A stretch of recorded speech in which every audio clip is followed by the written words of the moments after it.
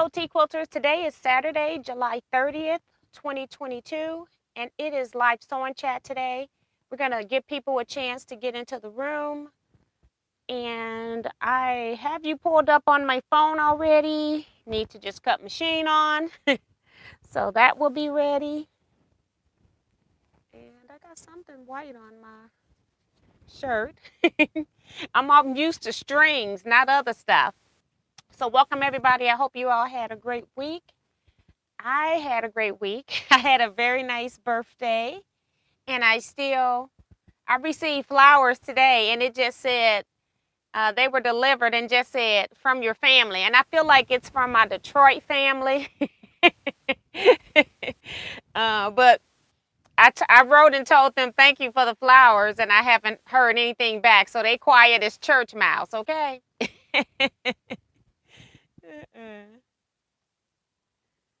So this is going to be a great day. Let's see. Who else is here? Peggy is here saying hi, T&T Quilters. I'm sewing along with you tonight. Yes, I saw where you were working on your 4-star general getting caught up. I don't know what's wrong with me that I can't take a picture of my 4-star general and post it in the group. But I have not been posting in about 6 months. But I do have all 11 months. The 4 blocks are put together into great blocks, and I even have my rows put together and then my rows sold to rows when I can. We still have 1 more month of blocks to sew. We have September's blocks, which Kevin and I will be working on the 3rd Saturday in August, hopefully, if schedule permits. So I do have it. It's actually up on my design wall, but I need to get a picture of it so I can post it in the group. But I have been working on that. Hey, Betsy Layton, she says, hi, T. Hi, Miss T and all T Quilters. I'm working on catching up on her 4-star general, too. Finally on the month of July, so that's awesome. Delia Castro Short says, hi, T and everyone. Happy Saturday. Yay!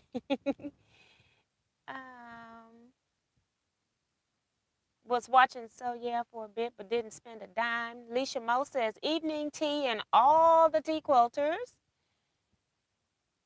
Melissa LePage is here. Hey, Melissa, I thought about you. She says, good evening, T and everyone. June Hansen says, hi, T and everyone. And Sewing with LaWayne says, hi, gang. Hope everyone is doing good. And I'm going to have to go out and come back in because that's how my system works over here. It always stops my chats for some reason, what I can see in the chat. So hopefully I can go back to the start where I left off anyway. It was with Sewing with LaWayne. Is this your new machine? Yes, it is the Brother PQ 1500 SL. Kim Burris is here. Hey, Kim. Says hi, T and Quilt family. Maxie Doodle saying hi, everyone. Hi, T. Hey, Maxie Doodle. Shirley Peters says, good evening, everyone. Happy Saturday. Harriet Susan Franklin says, I received my boho hard book this week. Excited to start. And that is so funny because we don't even start till January, but I will probably put some information about, for beginners, about background, how much you're going to buy, how many fabrics you need. I probably will also put something up in December, like the actual sewing schedule, but I'm not going to put the sewing schedule out because I don't even have it done. But I won't be putting it out early because I don't want people that are working on the project to get ahead. You can go ahead and start if you want, but I just didn't want to officially put anything out. I just don't want people, especially beginners, to be intimidated before we even start. But a lot of you advanced quilters wanted to get your books early, so that's why they were put out early. And a lot of you wanted to get them so that you can start planning your fabric palette. So that's pretty cool as well. Teresa McCormick says, good evening, Miss T and everyone. Beverly Aikens says, hello, T and quilting friends. Thank you, Kim, saying a late happy birthday, Miss T. Guess who? Nancy is here saying good evening. And let's see. Janet Macro saying hello, TNT Quilters. Maddie Barnum says good evening, T and everyone. Debbie Huey saying hi, T. Francis Jackson says hi, T and everyone. Robin Boyd's here. Hey, Robin, welcome back. Hello, T and everyone. I hope you're able to stay with us for a period of time. Judy says hello, T and Quilters. Remo JS says good evening, Miss T and Quilters. Thumbs up, 36 watching, but only 8 thumbs up. Show your support. Diane 57 is here saying hi, T. C Joy Creation says hi, T and everyone. Hope your weekend so far. She's talking to somebody else. Jason. Did I miss Jason's comment? If I did, sorry, I don't see it. Sheila Willis is here. Said good evening, T and everyone. Still happy birthday. The month is not over yet. And I forgot to bring my fabric I got from you, Sheila. I'll pop out and get it at some point, or I'll have my husband get it later.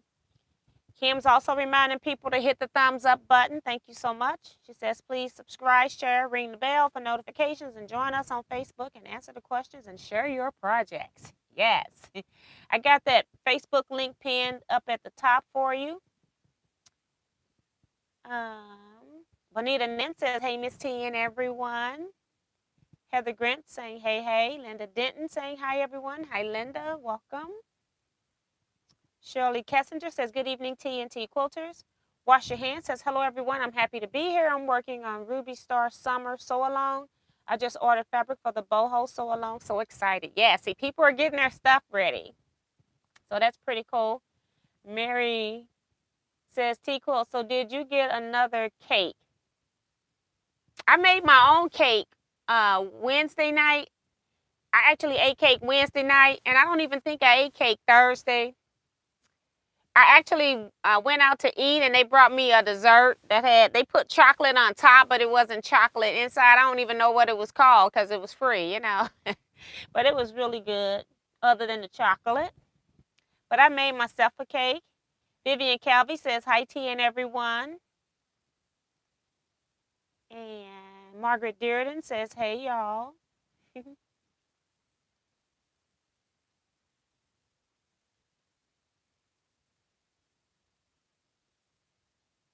Joe Carmel says, hello, T Quilters, still working and watching, laughing out loud. Yes. Claudette Bettis is here. Hello, T and everyone. Quilt Gal, hi, T and everyone. Just listening tonight. I'm refilling my new kitchen fridge delivered today. Now, that is awesome, but it is work because you still got to wipe everything down, but that's nice. I want a new fridge, but I don't want to pay for it. I need my ice maker fixed. That's what I need. Tom Eckery is here. Hey, T and all T Quilters. Hit that thumbs up for Miss T. Hey, Tom. Thank you so much. And I'm hoping we're getting to the bottom. Cynthia Shea, good evening to all from Chicago. So Terry says, how things, Miss T? They're great for me. Hopefully the same for you. Brenda Foley, hello, T and friends. Jeanette says, good evening, everyone.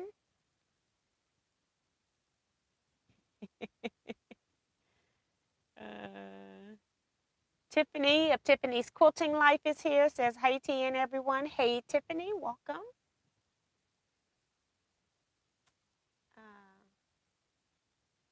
So Robin saying she has 27 days to move. That's kind of sad when you've been at a place for a while. Stephanie, Memoirs of a Long Arm Quilter says, hey, T and everyone. And let's see. Pearl Medina says, good evening to Miss T Quilting Friends from Moreno Valley, California. Welcome tonight. Phyllis G is also here saying hi, T and everyone. And I can't see the bottom of this chat. I'm trying to skip some. Oh, Robin says God has blessed her that she found a new place. So that is awesome. So now it's just a hard work of packing and moving, especially as a crafter of any kind. Jane Morrison is here, also says hello all. She was lurking and listening, so that's good. I'm trying to get to the bottom of this chat a little bit. Let's see, we're there. Rhonda Barlow is here saying, hey, T and everyone. And Jacqueline Vance. Hey, Jacqueline. She says, hey, T, a new AccuQuilt dye is coming out on Tuesday. Do you keep up with all the dyes? I crazy, so crazy about most of them. I have some still in the packaging. Laughing out loud, happy late birthday. I do not keep up with the new dyes. I just wait until they come out. And then I can just go glance at it and see if I'm interested in it or not. And if it's applique, most of the time I don't get it because most of their applique dyes, they're not on my topic. Like, I know a lot of people like gnomes. I'm not one that likes gnomes. I have one, maybe two quilts or works in progress that have gnomes, but I haven't even finished those. So I just, certain things are not my topic.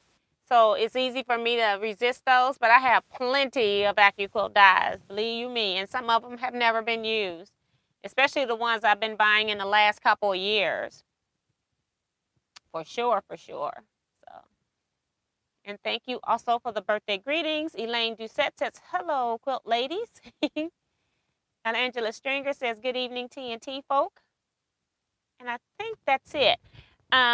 I did mail out the gifts on Friday for people that won a birthday draw on Wednesday.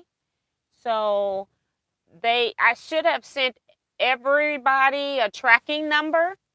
If not, check in your spam folder. I know I sent it to everybody. It took me a full morning to package and get all of those packages ready. So check your spam mail before contacting me, but you should all have tracking numbers. Hi, Lynette Williams. So I'm just gonna, this is a requested video. I've had people want me to write a pattern. I'm not gonna write a pattern. Had some people wanting me to show how to sew these bags in the video. So that's what I'm gonna do tonight, is I'm just gonna be sewing on these bags. And I'm gonna show you another bag that I made as well. Now this was my first bag, and I just did this one where I got the raw edges on the inside. So I actually quilted through. I'm experimenting. This was the first thing I sewed on this machine. So I sewed this. I just put 2 layers of batting, my lining, and my top. And I wasn't sure what I was going to do with it at the time. I just quilted this. And then I decided to go ahead and make it a bag to hold the accessories. Well, everything fit in here, but it was just a tad tight. So I have been modifying this bag. I've made 3 bags. Well, I made this bag.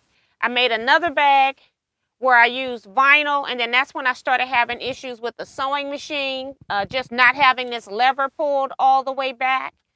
And then I made this bag again, but then I figured out how to line it,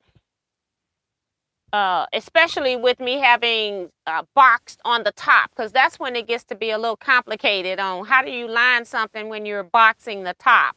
And I wanted the whole thing to be boxed, not just a T, like, a slant coming up, because this would have been flat up here and you would have had it boxed on the bottom. I didn't want that look. I wanted it to stay wide, so whatever I put in here had enough room to move around. So I gave that bag away. So I still got the original bag that I made that's not lined appropriately. So then I decided, okay, I'm going to make another bag, and I'm going to make it just a little bit bigger. And I thought, 2 inches each way wouldn't make much difference, but this bag is dramatically bigger than the original bag. So maybe I should have increased just 1 inch, but I'm okay with it. But it's really pretty. It's new fabric that I just got in. I ordered fabric from Hancock's of Paducah a week ago when they had a sale and forgot that I actually ordered it, okay? When it came in, I thought it was a birthday gift from somebody, anybody. I was like, oh my God, is this what somebody had told me? They sent me a Hancock's gift, and that was Sheila. And so I thought maybe it's from Sheila, and I didn't even remember. Sheila said, girl, I didn't send you that. Somebody else sent you that. Then I start searching my emails. I said, ooh, Lord, you be up in the middle of the morning ordering crap, and you don't forget what you order. But yeah, I ended up finding the PayPal, but I could never find the order from Hancock's, which was very weird that I didn't have a purchase order in my mail, but I had my PayPal payment saying that I had paid Hancock's of Paducah for it. So I'll show you this stuff next time because it's just way too much. And yeah, but this bag is dramatically bigger, but that's okay.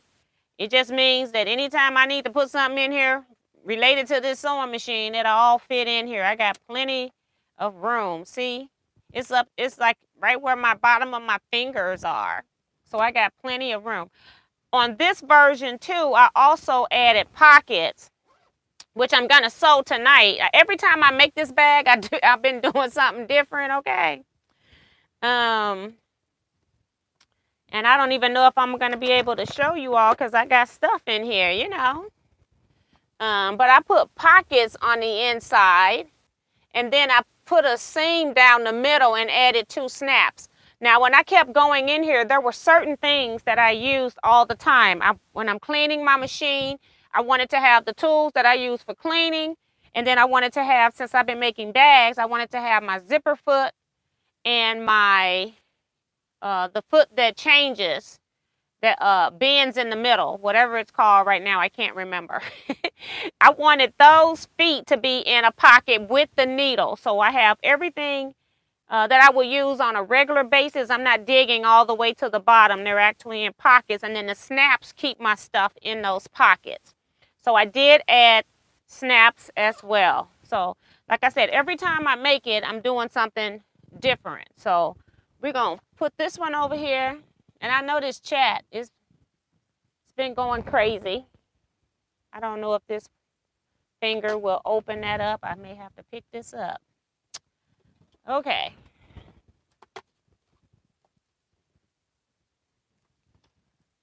Trying to get this so I can see.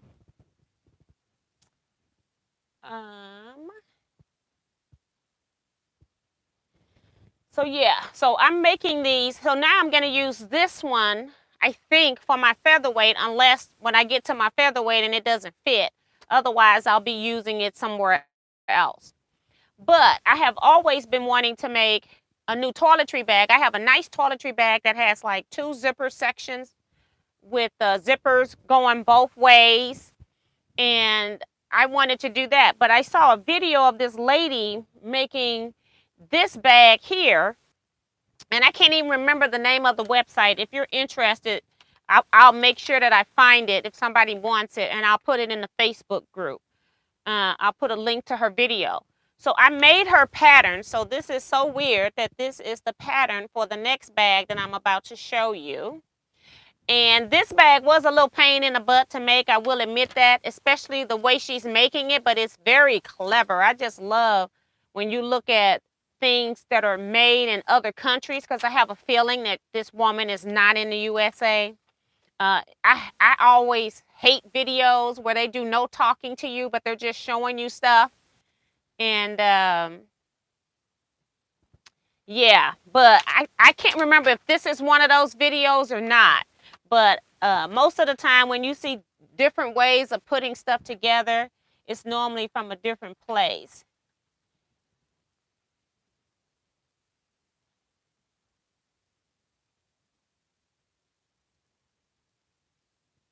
Yes, the machine is fine, Francis. Thank you.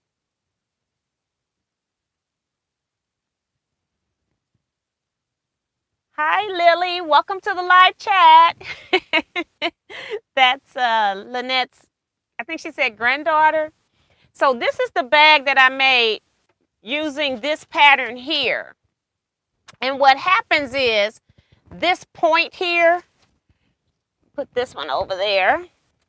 this point here ends up being the side of the bag, like that. Isn't that just cute? Now, she did the handle. She has 2 separating zippers, and I've got my toiletries in here, and it's barely fitting. And that's because I don't really use travel size items. So I need to change to travel size mouthwash, travel size toothpaste, and probably a couple other things. But most of the times when I go somewhere, it's like I need regular size lotions and not like regular size, but I have like a jar. Let me show you one of my jars. But I have like jars, and then you know, we have to have hair care products, and then I like my own soap. And so yeah, like I got this lotion in here, and then which is full size, and then I also have full size toothpaste, full size mouthwash. I'm trying to find this other container. This container here is I have my actual body moisturizer in here. So yeah, so it's like when I start putting it in here, I go, maybe I should have made this one 2 inches bigger, and it would have been huge probably at 2 inches. So maybe I need to probably do an inch. You just never know how much a bag is going to grow until you actually make it. And so, but I do love this bag. I just need to switch out some of my products for travel size and live with travel size. But yeah, but this is just so adorable. Just beautiful. And I love the way that the zip goes back to the side. And that's, like I said, from that triangle section. But it was a little pain in the butt to make. But I like it. And I did it, you know, pretty fast, considering what I was doing, and had never made that type of a bag before, where I had that angle on the side putting a zipper in. So it was it was easy considering, but it was a process, okay? A lot of people saying they love the bag. Thank you. And then what I did do, and I didn't show you all when I opened it because there's too much junk in there, is that I ended up putting a pocket on the back side of this. I had to figure out, because you don't know what's your back while you're making it. I put pocket in here as well and put a snap on it so that I could put like my hairpins, my hair scrunchies, or things like small things that I didn't want to fall into the bottom of the bag. So I actually knew ahead of time to put a pocket. So this was the first thing that I put the pocket on, and wasn't even sure where it was supposed to go. And I was just praying as I was making it. I kept like trying to form the bag and kept praying that I had this bag sitting in the right orientation, because I didn't want the pocket to be on the bottom of the bag. And then I really wanted it in the back and not on the front as well. So when you open this up, because of how the zip is, the lid kind of flops over. So you could actually, if you're in a hotel and you're going to be there more than one day, you can just leave it open and put stuff on the lid and the bottom. So you can kind of spread your things out if you need to. But yeah, but Jeanette, who did your label on the bag?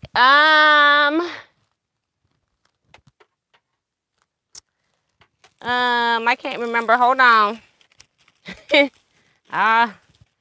It's got a piece of paper in here, and make sure her name's on here, because I don't want to be making up stuff. Heartland Tags is what I want to say.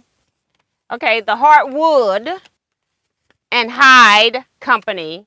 The Heartwood and Hide Company made my labels, and I got different styles. I probably got about 5 or 6 different styles of tags. I tend to just order what I want. I know I'm going to use it somewhere eventually someday, and I just order what I want. If I'm going to order, and she said she has a long wait when she does your first setup, and she was saying it was going to be about 4 or 5 months or something, and it did take that long.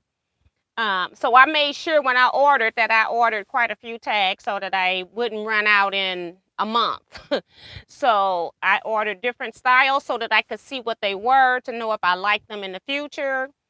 She even sent me she didn't send me a sample of the tag. She made sample tags and then she sent me photos. And then when I got my order, she included those sample tags in my order. So she's really lovely to work with. If you do order, just let her know that I sent you over there to get your tags made as well. No, I did not make these labels. They're leather and cork. And then I think she even has faux leather as well. So yeah. So that's that bag. We're not going to be doing that though. So I just wanted to show you all that bag. I saved putting a picture of it on Facebook so you all could see it doing a live first. I do have clips that I'm going to be using. I have my pieces that I've already cut because if I can do that, that's half the battle.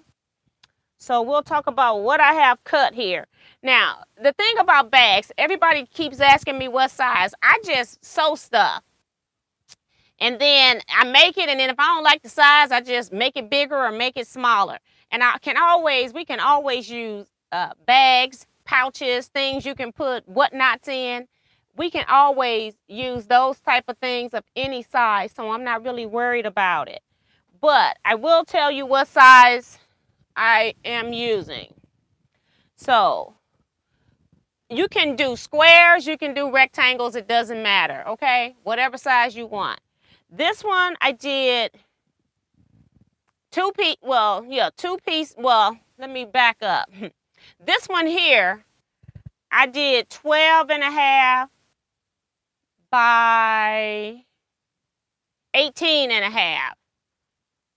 So, and then by the time I quilted it, I actually cut this down to about 10.25 by, or 12.25 by 18.25. So because it shrunk up. And the reason why it shrunk up a lot is because I've made the bags with 2 layers of batting. I've made it with no batting when I use the vinyl. No interfacing or stabilizer when I use vinyl.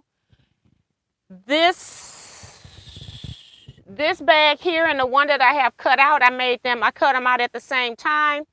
I use Bozo in the bag that I gave away, and I found out that I really like Bozo, but I gave it away. And it was lined on the inside where you couldn't see raw edges. So I'm like, okay, you got to make you another bag, so you got a pretty bag on the inside too. And then like I said, I added the pocket. So I've been making bags with different things on the inside. I find I like the Bozo because of how it sits up. This is 2 pieces of 80/20 hops is this one. 80/20 hops. It stands up too. I used the black 80/20 because I had it in scraps. And so my bag was more of a darker bag, and I go, well, that'll be great because then I don't have to worry about the white bearding through when you have black piecing in your quilt top. So it was great that I had some scraps of black. So I've been doing different things. I find I like the body of the Bozo, and it's NR foam is what I'm using because Bozo has fusible fleece. They also have fusible batting. I'm using Bozo NR foam, and you can get it where it's fusible on one side, double-sided, or none. And I'm using the non-fusible because I'm actually quilting. Now, if you don't want to quilt, I put that in here. I did very minimal quilting. I don't know if you can see those quilt lines down the middle. I quilted about every 5 inches. So I didn't do a whole lot of quilting on here. But I wanted to make sure. I hate a bag that's not attached to any type of stabilizer on the outside because it looks like it gets wrinkly if you just have it just laying there. Even I find if it's one of those that you press on, that you iron on, I find eventually they get unstuck to that surface as you're using it, and then the bag starts to look like a cheap bag. So I like to put some stitching in it just so that I know I can hold that stabilizer to the outer fabric and keep it looking professional. So Also on this bag, because every time I've made these bags, I'm doing them different. And the one that I'm going to sew, I also put some Pelon SF, I think it's 101, the type of interfacing that has the muslin backing that's fusible. I put that on my lining fabric. Now, because I did that and I'm using foam, this bag is very thick when I start sewing. So I was sewing with a size 11 needle. I have moved up to a size 14 needle now. I don't have size 16. I do have size 18 needle, but I feel like 18 is too much for me when I'm sewing just 2 pieces of fabric together, and I don't want to be changing needles all day. So I don't have that. So on this size here that I'm making, I put it on, it's on the bottom, but you all know what size it is. I was first making them where I was just sewing a whole unit together. And then I was able to do it because this bag looks fine. I was able to do it. But when I went to put those zipper and a lining in, it was very tight for me to do that top stitching along the side of the zipper. So instead of doing them in one piece now, I'm doing them in 2 pieces because it's just easier when stuff is split apart. So this right here is just 8.5 by 10.5. This is my lining. You need 2 pieces. And then you also need the same thing, 8.5 by 10.5. You can piece it. You can just quilt it. I piece my units and then lay them on top and quilt them however I want to quilt them. So 8.5 by 10.5, 2 pieces. That's what I got. And these are a little bit smaller because once I put them on that NR foam, you know, they take up space. It's thicker than batting.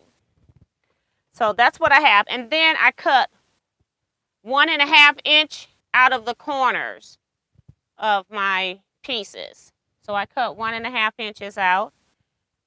I didn't even measure this. I just made sure it would fit in the middle and have room, but let me measure these. This is my inside pocket, and I put the 101, Pelon 101 in the on one piece of fabric, not both. And that is 6 inches by 4.5 inches. I just cut what I could out of scraps I had available. That's what that is. You're going to need 2 pieces if you want the little thing. So when you pick it up, you got something to pick it up with. I just cut those about 2 inches by 5 inches, whatever. You can make these short or tall. It doesn't matter. I kind of like it that I can get more than one finger in it if I need to. So I left mine long on this one. Let's see what I did on this one.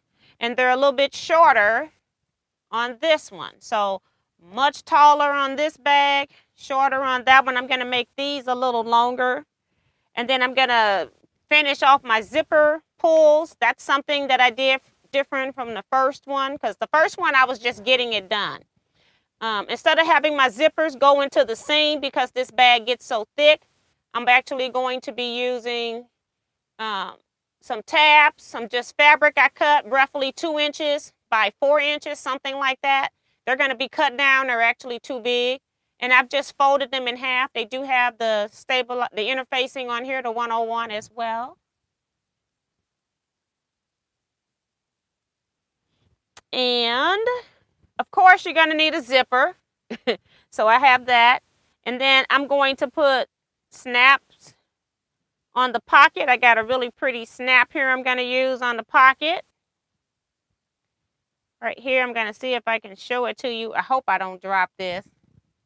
Oops, I can't even show it like that. I'm going to drop this. Right there. That's going to be my snap on the inside, a decorative snap. First time using a decorative snap. And then I'm also going to use a grommet. I'm putting just in case you want to put something on here that you can hang this somewhere. I'm putting, I put a little D-ring in here, and I really went across this seam to make sure that this stuff holds. And instead of me stitching across, I just put a grommet. It's not really called a grommet, I'm thinking, but you know what I mean. So I got that here. as well. And I just put everything in a bowl so I wouldn't lose all of my little small pieces. So this was inside this bag. I took stuff out, put this back. I took this out to show you the pockets that are very difficult to see here. Let's make sure you all are talking to each other and not talking to me. Yeah, so you all are talking to each other. Okay. So we've got stuff I need to put on here. I also put my label tag on here already. Just want to show you that. I just put it. This is going to end up folding over with the zip on it. So anywhere in the second and third areas of your quilt would be fine. Some of them I just center them right over the center seam. That would be the center of my actual piece. But this time I put it up higher just to see what it's going to look like there. So I got that on already. And I'm just using regular color thread because I didn't feel like changing it. On the other stuff, I used pink thread. All right. So I have zippers, things we need to do before we can even get to sewing. So I need to, on these little strap pieces, I just folded them. I had a 2-inch strip that I folded in half, and then I met my outer ends. I opened them up and folded them to the center lines and then folded it again. So it's about a 1/2 inch piece of fabric here, and I'm going to just stitch these. I like to add a seam on each side and then one down the middle, because the more stitching you put in, the better, more stabilization you have in this. Now my first one, I put in Pelline 101, and then it was too thick. It's just way too thick when I'm going across the seam. So this time I'm not putting anything in here. I'm just gonna stitch these together. Hi, Zella McKenzie. So I don't even worry about, you know, the appearance of it. You're not hardly really going to be worrying about this. I do have an 1/8 inch seam on my, a guide on my foot that I can use. And sometimes I do that. I put it on the opposite side. So let me do that on this one. So I use both sides of my presser feet sometimes.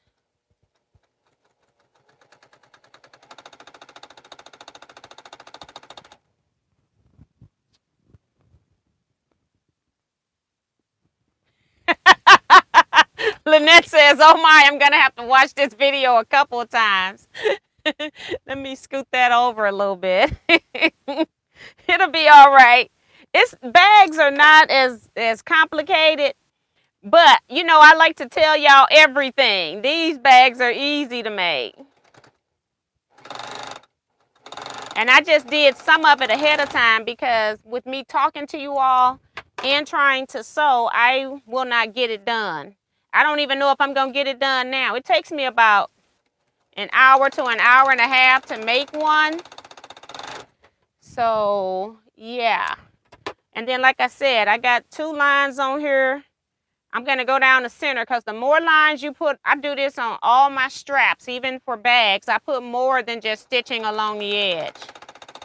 It makes that strap much stronger. It starts to resemble webbing, which you could also use webbing if you like.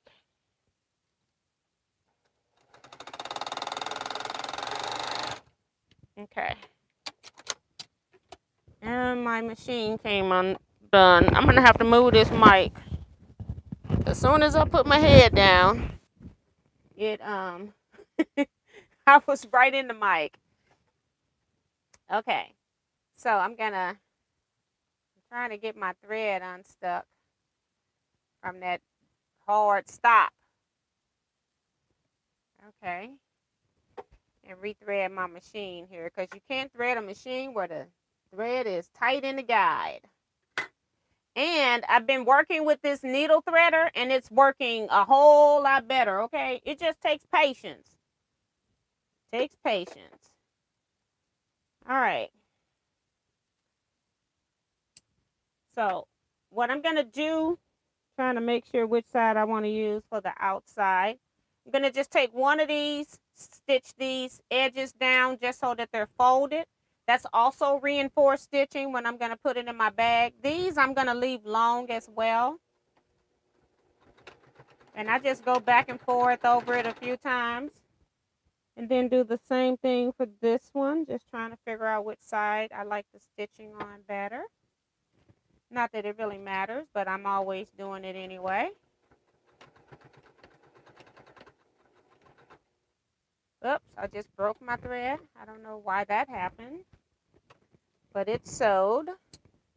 I think when you're stitching thick stuff, you need to stitch a little bit slower. All right.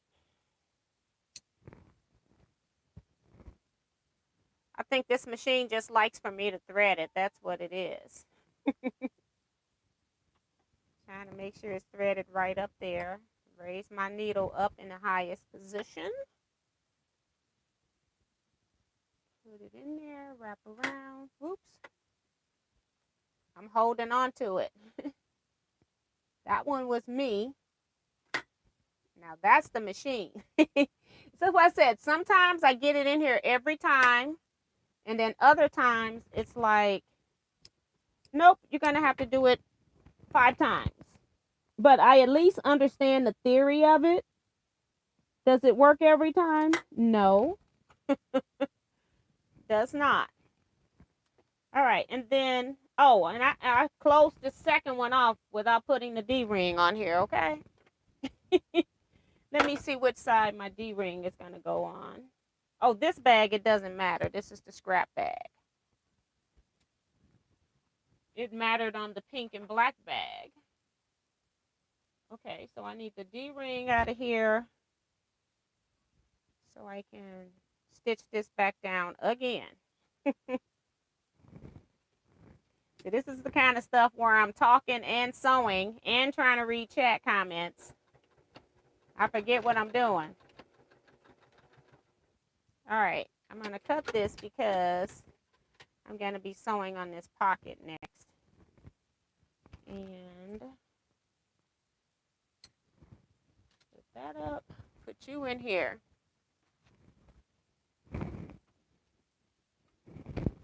Put the iron on.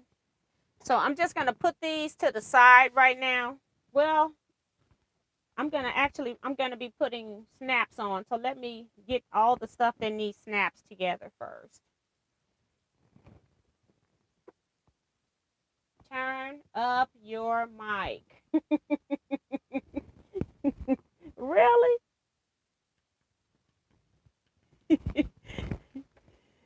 Oh my goodness. Okay, so I'm going to leave an opening at the bottom, and that's going to be the bottom on one of the long edges. So I am just going to stitch up to my opening because that's going to be where I'm turning the bag. So I'm starting on the edge, perpendicular to actually where I want to sew. And I'm just going to back stitch because what I'm doing is just creating a little turn pocket. It'll help me turn later. And now I can go ahead and sew around this bag. I get to the corners, I do add in a few back stitches just to help it.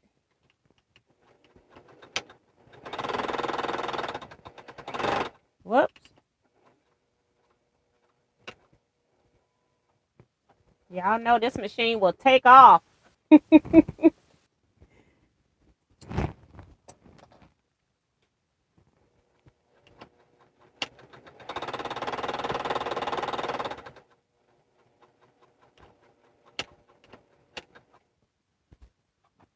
Okay, I need one more stitch.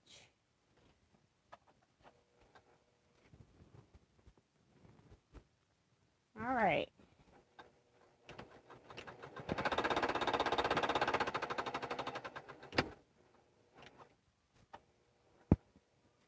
All right, and then a little bit down this corner. No, this is not going to be where I'm turning the whole bag. This is just turning this pocket. Sorry. Now we're going to back stitch so I can end here. All right, cut that thread. All right. Hey, Joretha, saying this is her first time here. Well, welcome. Appreciate you. I'm going to trim these ends, these corners. I'm going to cut across about 1/8 of an inch away from my stitching. I don't want to cut the stitching. Before I turn these corners right side out, it just gets rid of some of the bulk in the corner. So, and then the other thing that I do, so I trim my corner, took the point off, and then I also turn my corner down like this.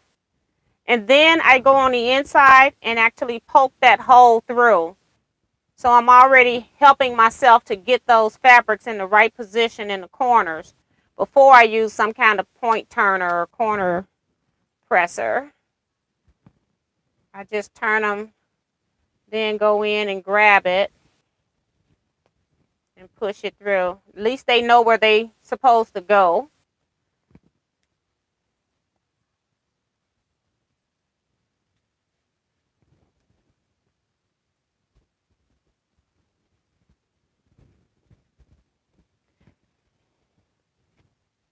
I see your comment, Delia, about using a leader ender. I do sometimes, but on some of this stuff, it depends on where I'm going to start stitching.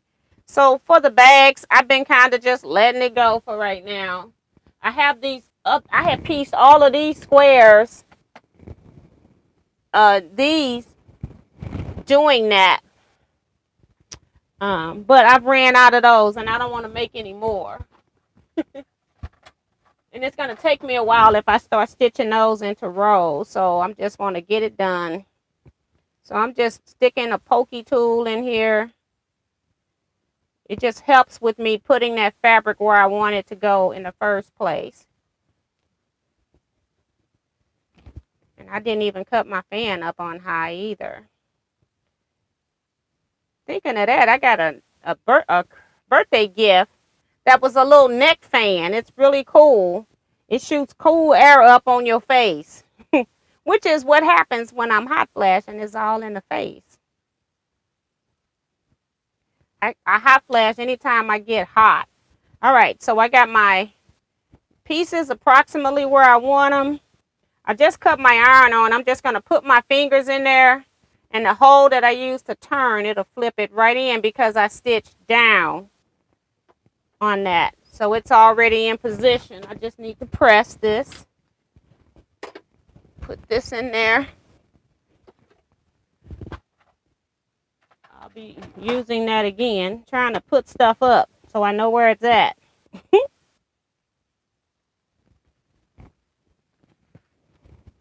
All right, and I'm going to press this. So this, like I said, is one of those optional steps. So what I'm doing now, you don't even have to do this. Even the little hole tabs are optional. You don't have to do those. So now I'm just going to stitch across the top. Sometimes I put 2 rows of stitching on my other ones. I'm just going to do 1 on this one. I did a 1/4 inch and 1/8 of an inch. But this one, we're just going to get it done.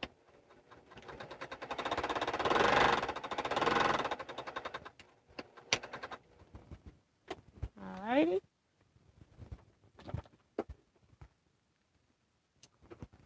And then I am going to fold this in half. I sewed across the top just to put a finishing edge so that won't roll. The bottom down here is still open because I'm not close to the edge.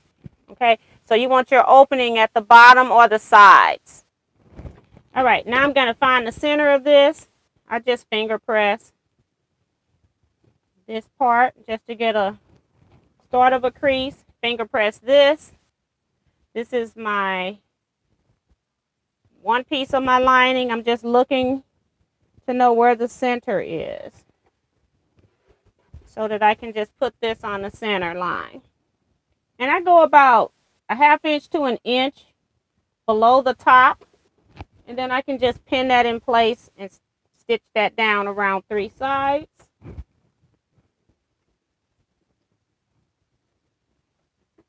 T, when will there be a Zoom? I don't know. You know, I need to start scheduling Zooms because I have no idea when Zooms are. They're whenever Eric schedules them. So he normally does the first Sunday of the month, but I think I probably will start scheduling the Zooms just so we can know when Zooms will happen. Eric and I, we share the Zoom between both of our Facebook groups. So that's what's going on with the Zoom.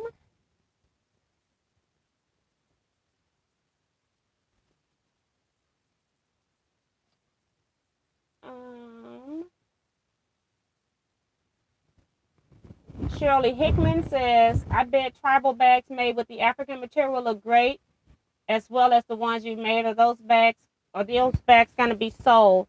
I haven't decided yet. I haven't decided yet. So now, sometimes I'll stitch like a triangle up at the top. We're not doing any of that because we're just trying to get it done today. I'll stitch like a backwards triangle up to the top to help stabilize my bag, but we're just going to do regular back stitching today. And I'm not going to split this pocket either. And I should have put my snap on here, but that's okay. I tend to always put the snap on after I sew it down. I find I know exactly where both pieces go. So I was trying to do it the right way today, but that still didn't work. I'm still doing it my way.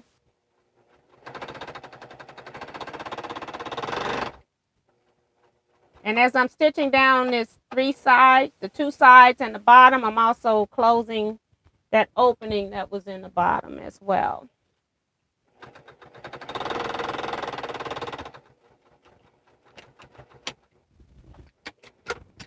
All right. See, there are certain places where I can't use a leader and ender, like stitching in the middle of my fabric. So I've just succumbed and come to the point where I'm just a thread waster now. I don't like it, but I'm living with it. So this is going to be the back side of my pocket. So now I've got this pocket that I need the snap on here. So we're going to do that part next. And the only reason I'm putting a grommet on here so that it'll not move. And then I need to put the snap on my pocket so that it'll close. Now you don't have to put a closure on your pocket, but when I'm dealing with stuff that I know I want it to stay in there, I'm just going to go ahead and put a little snap on it to help it to stay where I want it to stay. Am I missing a piece? No, it's not. It's stuck together already. I got to take it apart. All right. All right.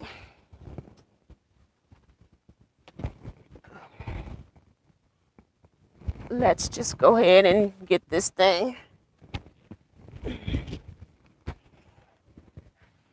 So I'm going to do this one first. I got the piercer on here. If it's thick, you need to put a hole. I find if I'm putting a snap through this material, I don't have to worry about putting a puncture hole. But on this one, on that one with the D-ring, I got all those layers of fabric. It needs to be a hole punctured. So I already had that die on here. So I'm going to take this off.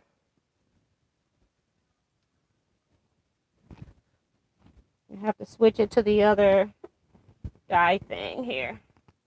So I can go ahead and get I have to see what it's called. I'll know in a minute. I keep saying it's a grommet, but I don't think they call it a grommet. But you can snap them together and they'll sit there. Let me see what it's called. So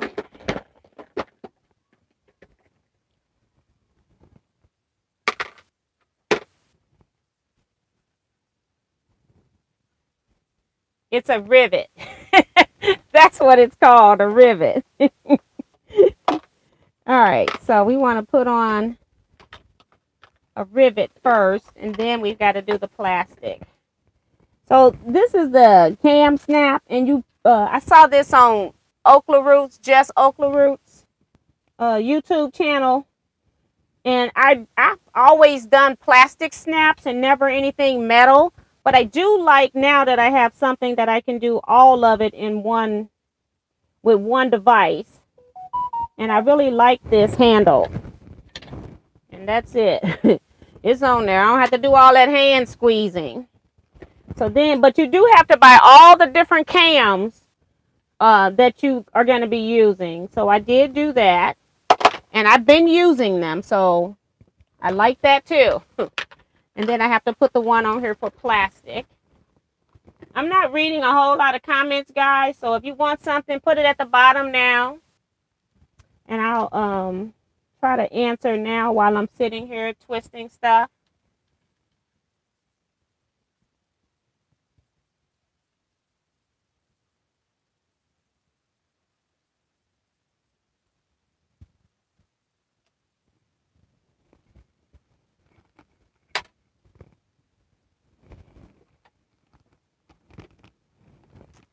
All right, so when I put this one on, I don't even worry about, I'm going to put the bottom one on first, actually. I don't even worry about where it's going to go. I just make sure that it's going to be below my stitching line, about in the middle, because I got my little marks there. And I don't have to put a puncture hole because these are just plastic and the fabric is thin. And I'm just putting these snaps on here. And sit it in this tray and just press it. So sometimes I have problems with my hands and I can't do a whole lot. So that's why I got this. And then once I have the one that's on the bottom, I just close the pocket up and just sit this right on top in the middle of that thing. And then I just press it on through. So I don't have to do any measuring. I kind of like putting it on backwards. I know I'm backwards. But I kind of like it like that. And then now I have to put this one on. Like that. And that's done. All right. And then you can go ahead and snap it if you like. So now it's on there. Where did you get your grommet machine from? Not sure if you said where you got it. It's the it's by Cam Snap, I think. KAM Snap. And again, if you need something, I can put it over on the Facebook side, but I think it's Cam, KAM Snap. And you will see it because they have this one, they have one that's pink that costs more. I don't care what color it is, as long as it works. So I got this part ready. This is going to be my back. I put the rivet on my snap, so I'm done with this. I do need to take my other equipment off of there, but I'll do that later. So now we got to deal with the zipper. So let's measure how long this is,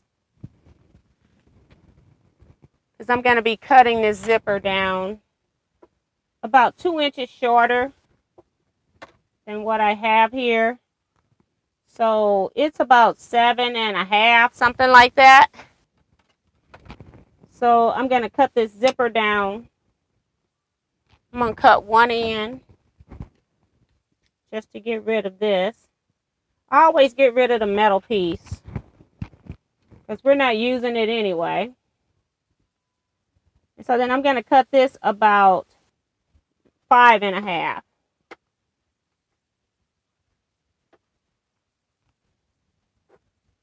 So that's the size of my zipper for this bag. All right. So now I want to add these pieces that I have that I just folded in half. Oops. I just cut the zipper and didn't get the pull. So let me look at that. I got to open it up. It's a good thing I'm using a long zipper, right, Tiffany? You can mess some stuff up real quick. This is what I'm saying. Talking, recording, reading, it's too much. sometimes. All right, I moved the zipper pull down that time. So I got my zipper on here. And all I'm going to do is just put the end that's closed in here in the fold. And I'm just going to stitch that down. 1/4 inch seam. And I'm going to go back over that as I'm stitching it, so that I'm reinforcing the stitch on that as well.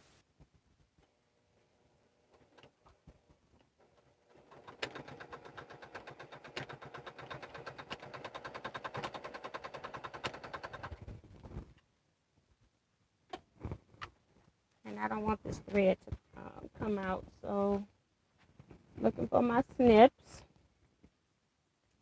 So yeah, so I just basically, instead of stitching it twice, I just reinforced it as I'm stitching. And then I'm going to press that seam open. And then I'm just going to stitch down the edge, just so I can hold the two pieces of fabric together. Now hopefully you don't come out. All right. I spend half my time on this machine threading it.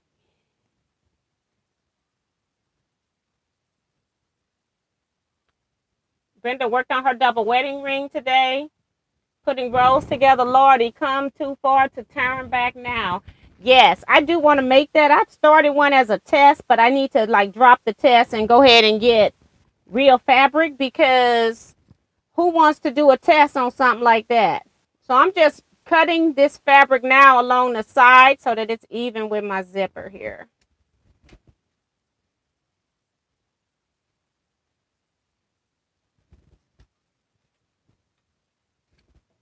All right. And then I'm going to stitch the sides down too. This is going to be a little bit longer than what I need, but this is going to be hidden in the seam.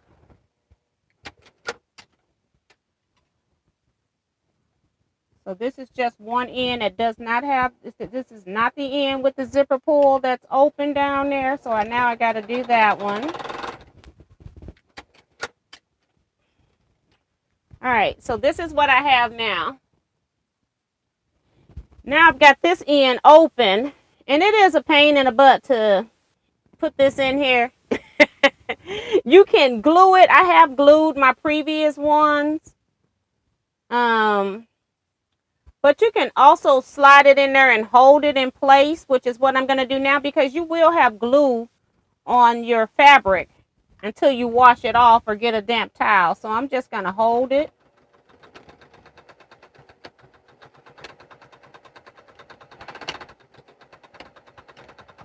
All right. So again, I just put that fold onto the edge of my zipper, pull up both ends,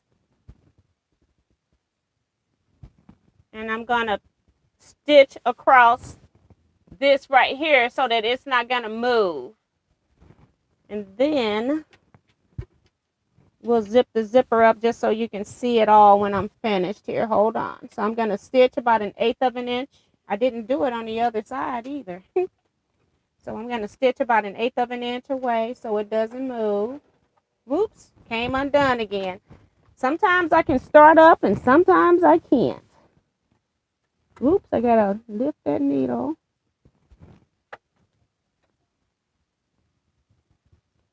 So,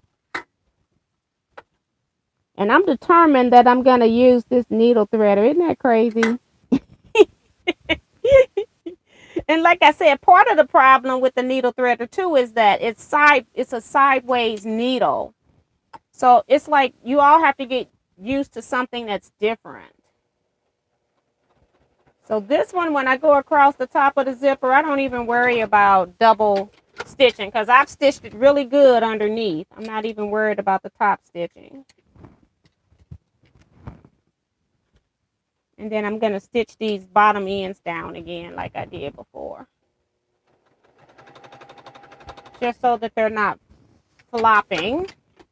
And then we're going to go ahead and cut the sides so I can stitch the sides.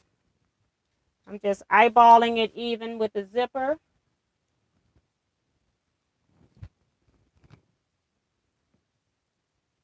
I would love to see one of your looms. I don't know who she's talking to. Somebody else maybe, because I don't have a loom. Okay, so let me stitch this down and then I'll show you what I got with this zipper now. And this is just basting stitching here.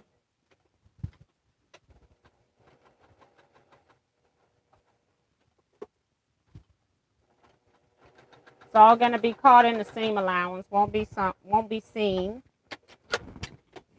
And I'm going to stitch this end down here because I forgot.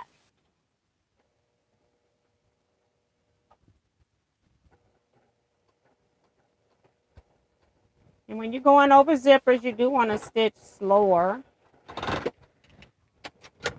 All right. So I haven't cut any threads yet. I'm going to close my zipper. And then this is what you have is a zipper that when I put this zipper in the final seam on the sides, it won't be as thick as stitching over a zipper, especially since I've got all of this NR foam that I'm going to be stitching over, so it's already going to be thick. Okay?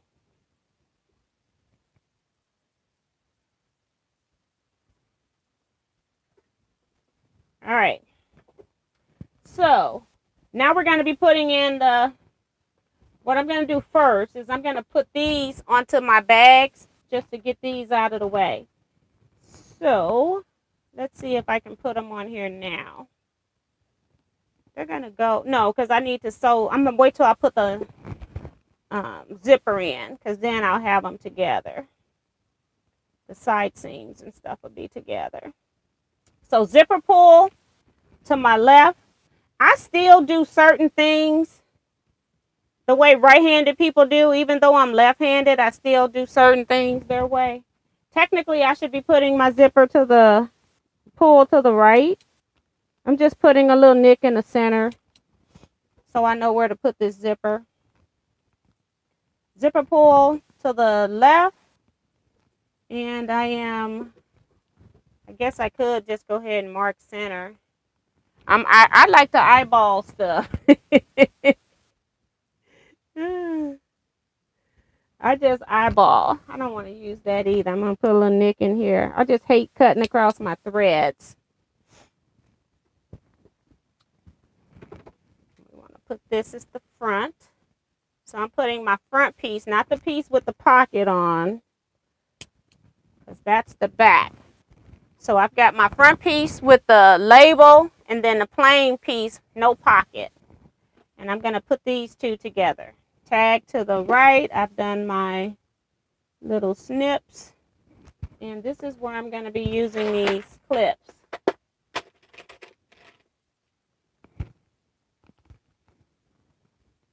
Hi, Lana.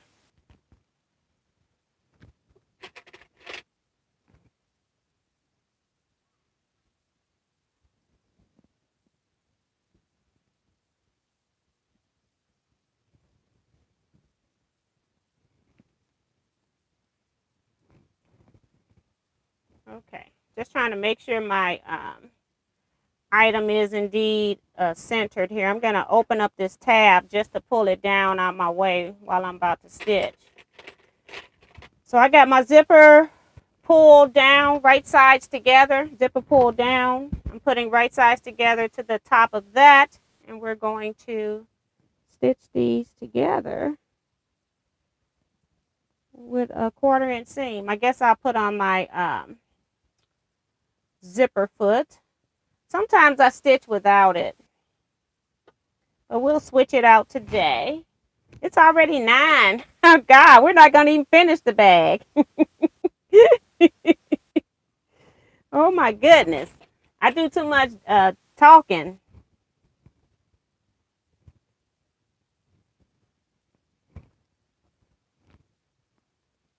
Hi, Sandiago. So, you know what? We're going to see if I can stitch without the zipper foot.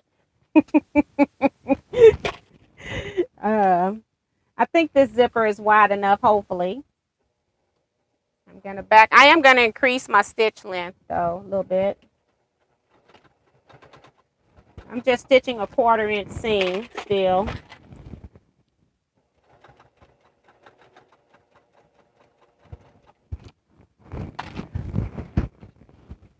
I know I'm hitting the mic, guys. Sorry, I'm trying to cut my iron on now so I can press this when I'm done. Because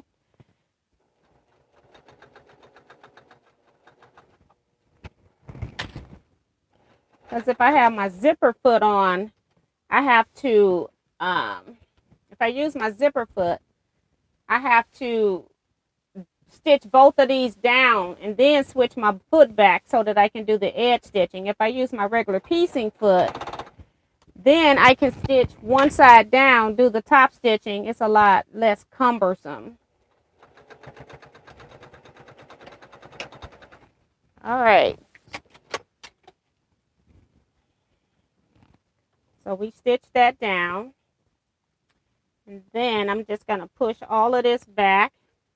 I like to get these corners even, like this is my lining piece that's extending over the front. So what I like to do is line them up and then pin it to hold it on the front.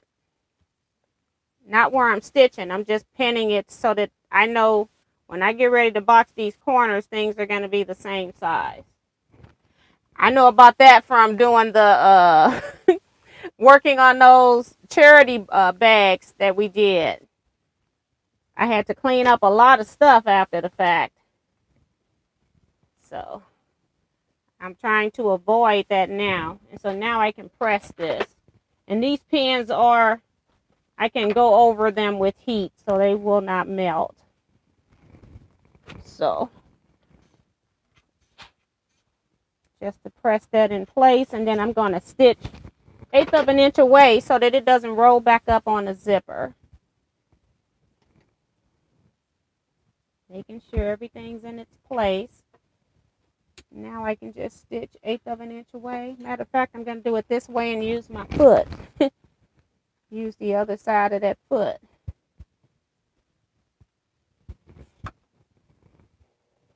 I'm going to increase the stitch length again. Back stitch.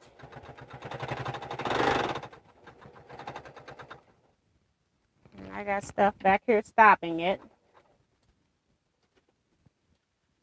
You constantly moving that zipper pull up and back though, or back and forth.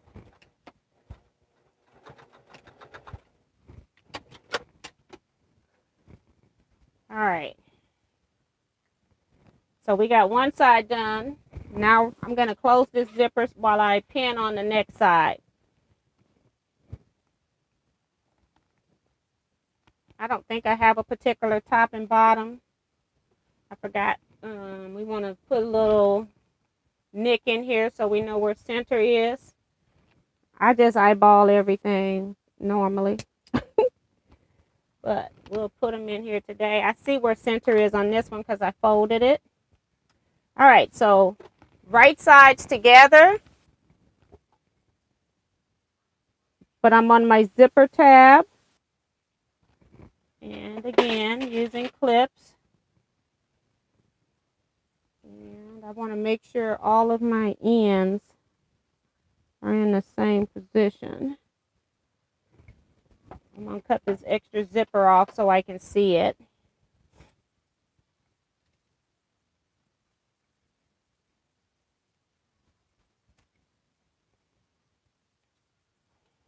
Okay. And on this side, the rest of that extra tab I had. Want to make sure I can see it. All right. Down here. So, and now I've got lining over here. We want to put right sides together. This is my pocket. Want it up to the top. Pocket opening to the top. And then I'm going to put it under my clips. And I'm going to turn my clips around too, so they're flat on my machine bed. I don't think it really matters. I just like it flat. And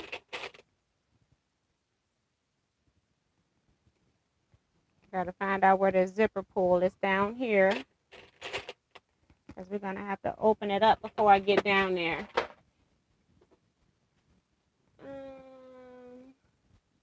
Miss T, I really love your patchwork bag you gave away the other night in those drawings. It was really pretty. Thank you, Lana. Yeah, it's amazing how you take like your scraps and things you don't want to use, and then you put them all together. You mix so many different fabrics and end up making them pretty. The more fabric you use, the prettier they are.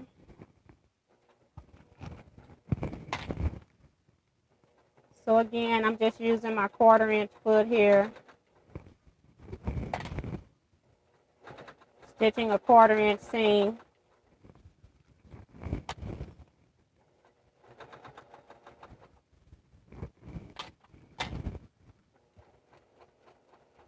Whoops. What did I do? What did I forget and do? Didn't move my zipper pull. And it's going crooked. Just open it up and stitch my last 2 inches.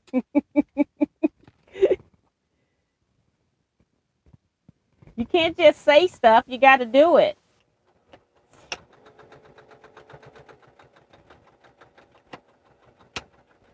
All right.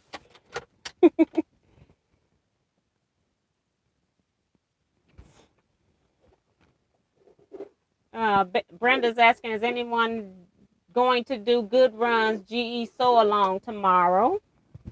I bet Betsy is.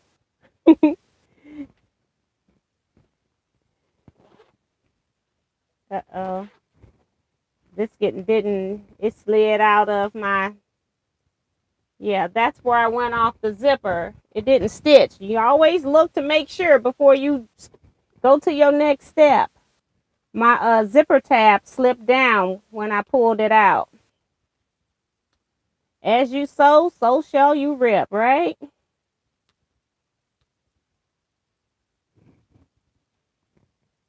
It's weird how everything comes together in the end. Very useful, very pretty, yes.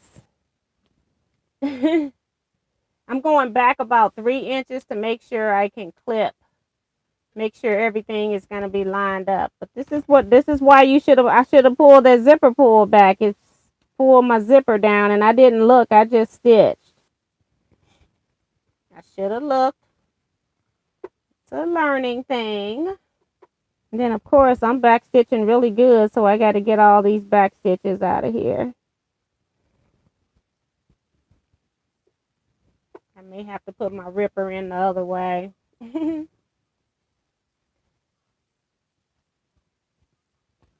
There we go. I'm stitching through so many layers, and I got back stitching right there. So, yep. My little zipper just went all the way down. It got pulled. So, pull it back up. Put some clips back in here. This is the reality of sewing. Even if I was recording, I would still show you this stuff. Because when you're at home sewing, people think that these people making videos, everything goes 100% correct all the time, and that's not true. Okay, let's go back and do this again. I'm going to go back a little bit further so I can make sure I got good overlap stitches. This is the first time I've ever had that happen where my zipper wasn't in the seam. My fabrics were, but not my zipper.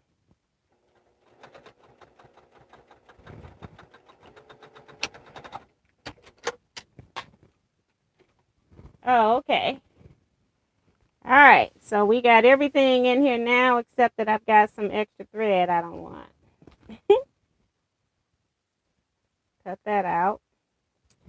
All right, and now we're going to, again, I'm going to close the zipper up, pull down where I want this part to be, and use a pin to hold it even before I press so I know it's in the right spot.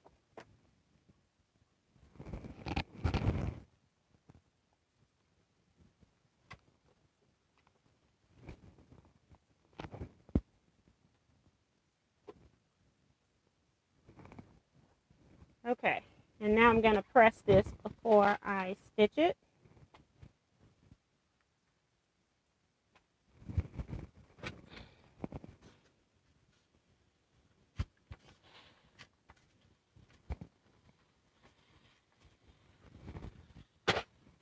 I can't remember who won. Oh, Sue won the bag that I gave away Wednesday. I think Sue got that bag and Mary got the other bag.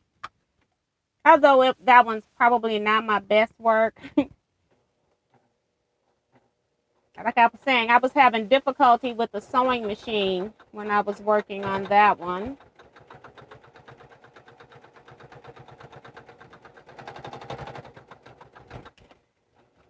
All right.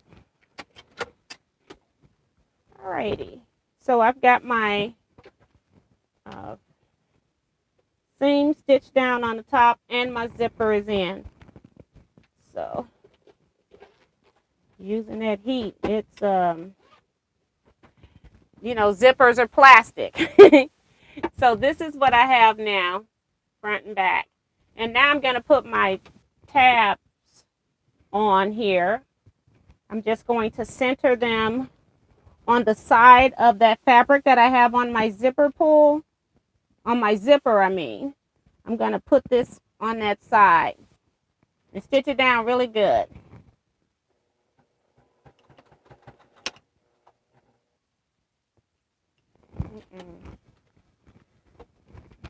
I want the other one on there.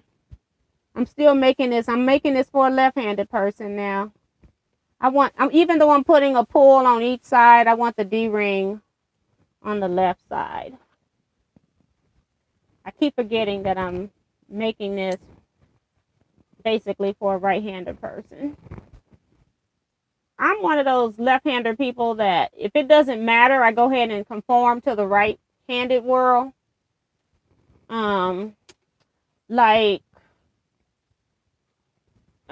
When I use my keypad on my computer, I'm able to use my right hand with the keypad, and I can write with my left whatever numbers I'm coming up with. And I've always used that to my advantage. Right-handed people can't do that. They got to get their numbers and then they got to stop. Put this one centered on the other side of the zip tab, and I'm leaving them long this time as well.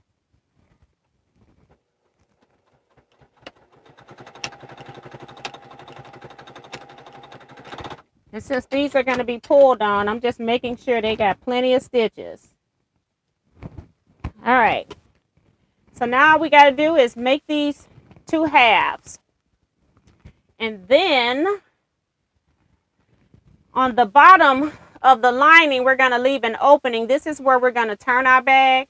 So in order to turn this bag, you got to make sure that your zipper is open because we got to go through that. So I just opened the zipper all the way. I got enough space on my tabs that open zipper is not going to be a problem. And I'm going to go ahead and do all three sides of the bottom. And then when I do the bottom on the lining, I'm just going to make sure I leave an opening for turning down there. So again, this foam is pretty thick. I don't have to really, I'm going to go about 3/8. No, I'm going to go 1/4 on this and 3/8 on my lining.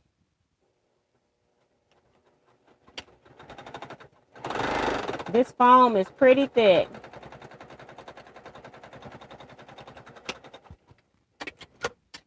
All right. Go do the side.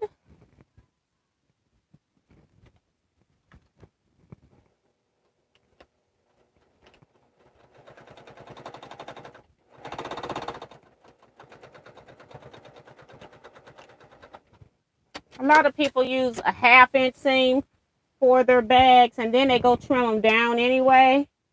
So I just go ahead and do a 1/4 so I don't have to trim. You can do a 1/2 inch if you want and leave it.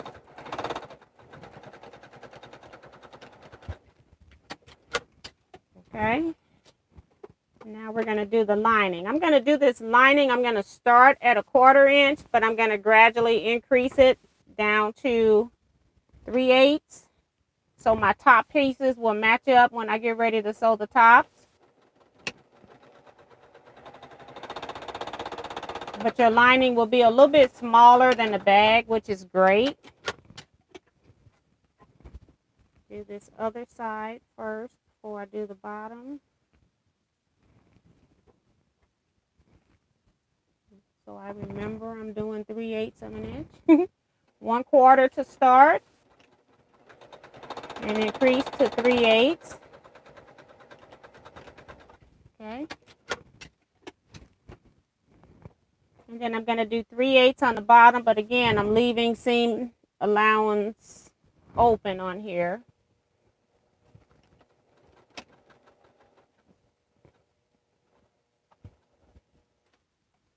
And then I'm going to do that stitch down thing again. It helps with turning the bag. All right. Go over here and do this side.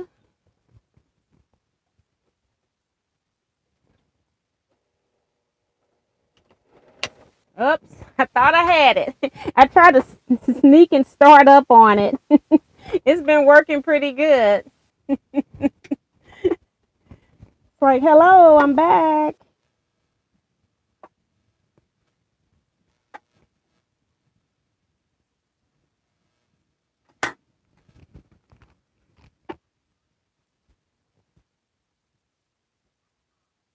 My screensaver keeps popping on.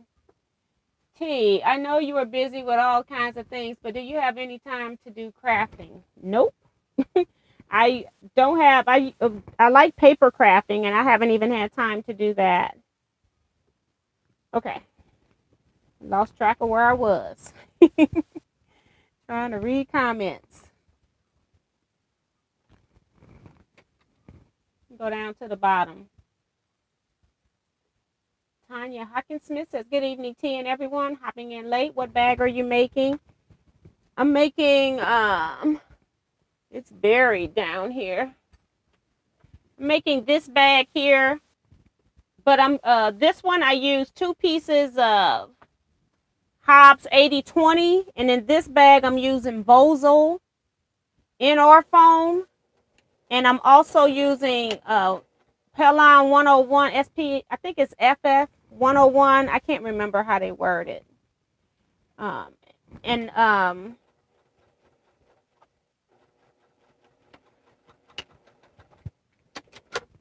So it's going to be a little bit sturdier, kind of like this bag, because it's got the same thing in it. So this bag does stand up with 2 pieces of Pellon, but I wanted more. And when you put your stuff in here, it stands up even more. I have stuff in here too, so that's helping it. But this one does stand up, as you can see.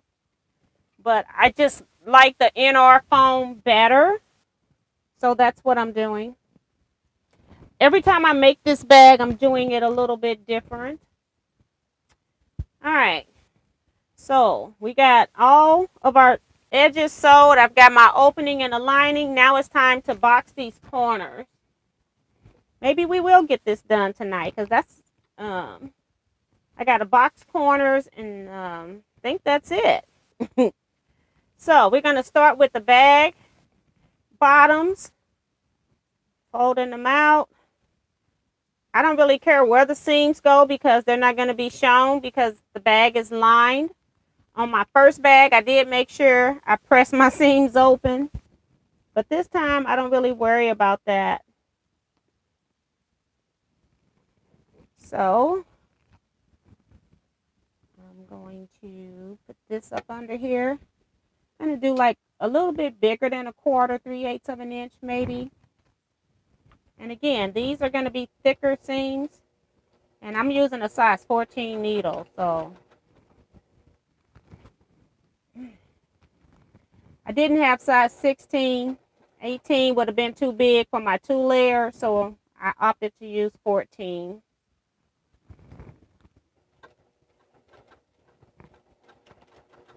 And then I'm also back stitching on this too.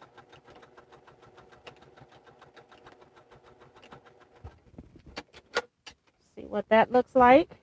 Make sure I got all layers caught. I do. And we're going to go do the other side.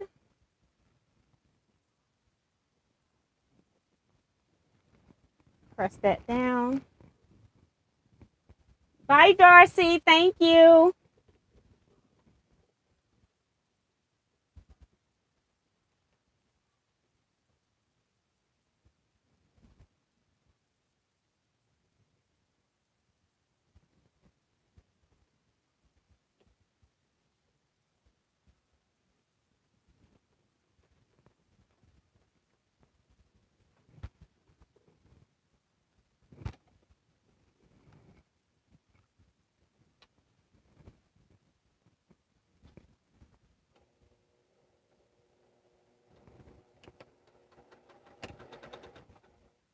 I go in a little bit bigger on my box corners than a quarter because I want to make sure that I got all these layers in here.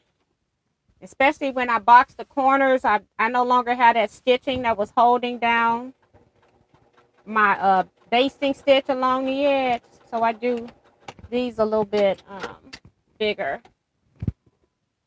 And then I just look at them to make sure everything is caught. I look like everything's okay there. Now I'm going to go do the bottom of my lining.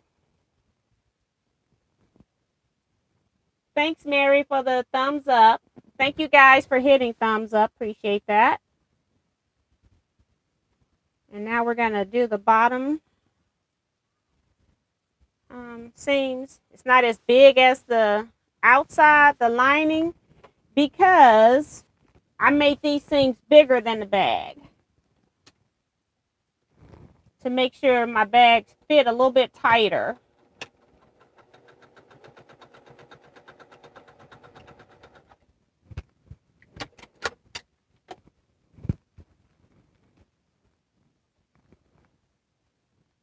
Scrunchion says, good evening, tea and quilters. Hello and welcome. Just trying to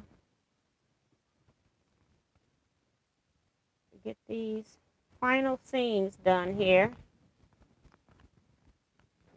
Got 3 more seams. I didn't think I was going to get it done. I didn't read a whole lot of chat, though. Sorry, guys. I start out reading, and then I'm like, okay, we got to get some sewing done here.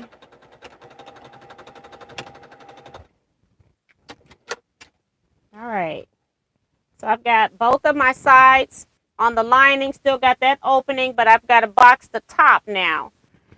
And this is where I was trying to figure out how to do that. The first time I did this, I boxed the front, and then I boxed the lining, and then I realized, because I didn't want to sew something and have to take it apart, I realized I can box both of these at the same time. So I'm going to go ahead and line up my lining, get it in the right position. And then I am going to put a couple of clips on here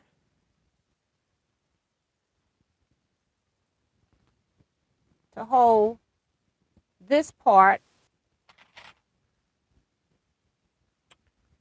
And then I'm going to put the lining piece right up to that. That's why I didn't change this. I wanted to make sure this seam was 1/4 of an inch up here at the top, not 3/8, so that it would line up. So I'm going to turn this around. Where is my...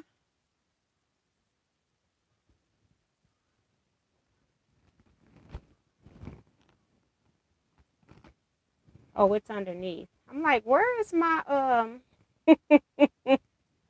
I'm trying to figure out where is my pull. Did I not put the pull over here? I'm trying to see if I put the other tab in here. We're going to find out in a minute, I guess. When I flip it out, I don't see it. This one might just have one. All right. So what I'm doing is I'm boxing these corners just like I did the bottom, but I boxed the top part, and now I'm boxing the lining on top of the top. I can stitch them both at the same time.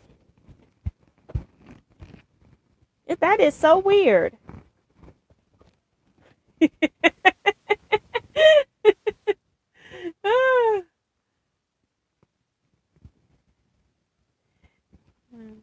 I have a purse, a bag that I made where you can change the outer slip cover. The bag itself is just made out of plain black fabric, and then you can change your outer parts. I hardly ever use it because it's so tiny.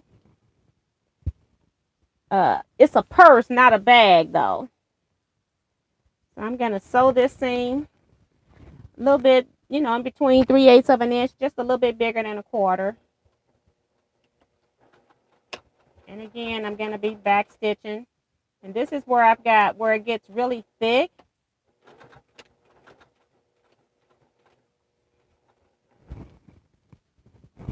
So I'm paying attention to that. Back stitching. And I go a little bit slower right there.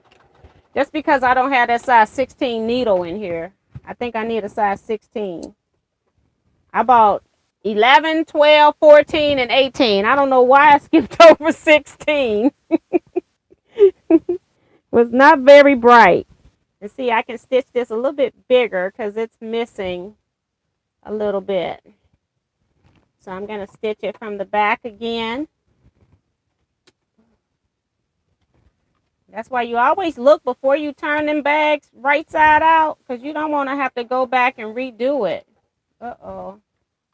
My thread broke. I saw that happen. I wasn't even sewing fast.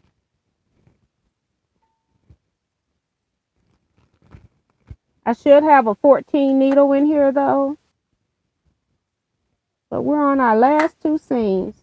And that's why I put those fabric tabs in there to help too with that.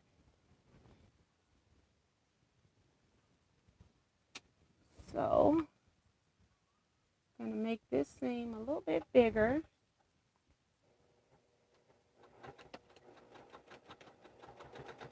I was just slightly over a quarter. This time I'm really doing like 3/8 of an inch.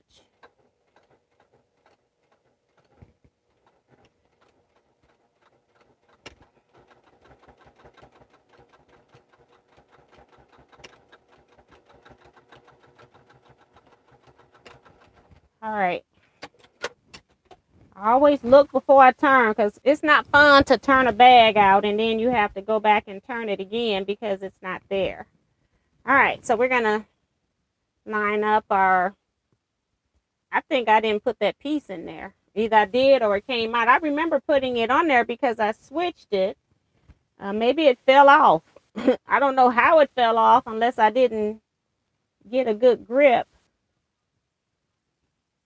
Okay, so but I only see one tab.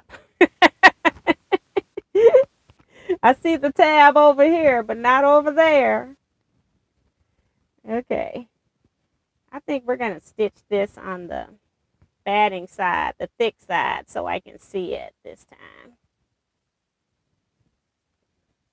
And pull this side out. And up. And right there. I'm going to put an extra pin in the middle so when I take that first one off, I think when I take the first one off, sometimes it might shift because it's so thick. All right, here we go. Put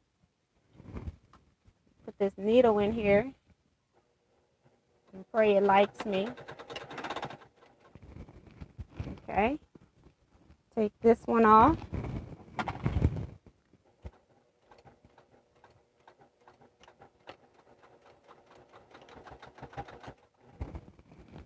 And my last clip. Almost done, guys. We just got to do the reveal. Okay, check both sides. This side looks good. So stitch from the front of your bag.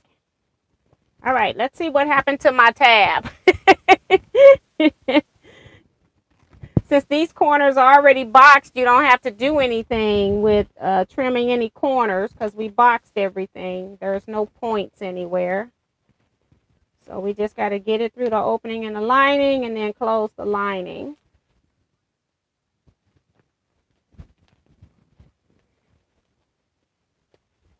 Tanya says, excited to see this one.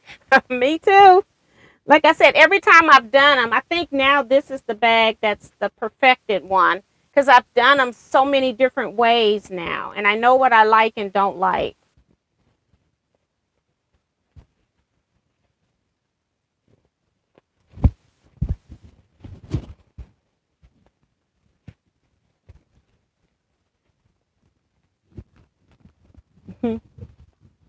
Got to get it all through here. All right. All right. We want you to come back out. I do like to put my hand in there, get my corners out, double check my corners, everything look good. Okay. Up here at the top, I got one tab. It's not the one with the, oh, I do have both of them. Oh, okay. I just couldn't see the other one for some reason. I could see one and not see the other. All right. Push out these corners. All right. I just like the NR foam. It holds the body more. All right. So now we got to do the corners on the bag. The other ones are attached up at the top, so when I push the outside corners out, they were right there. And I've got to pull this seam so I can do this final press here so I can close this seam up.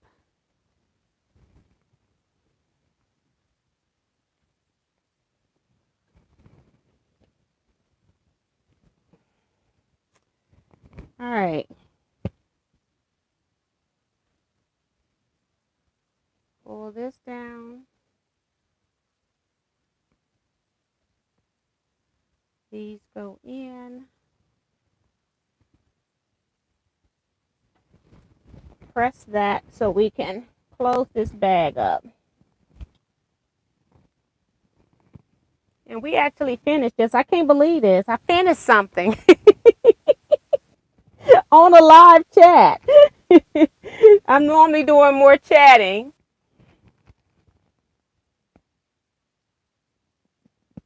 Is Pamela Tabor in here? Hey, Pamela. She's, that's pretty cool. Hey, Pamela. Hope you're having a good day.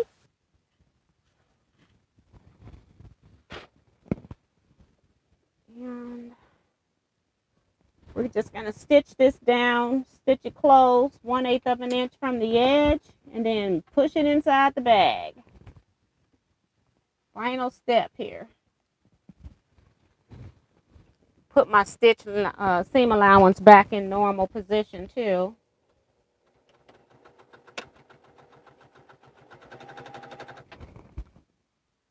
I could have used pink thread for this because I used pink on the other one, so I have it, but hey, it's the inside of a bag. Who cares at this point?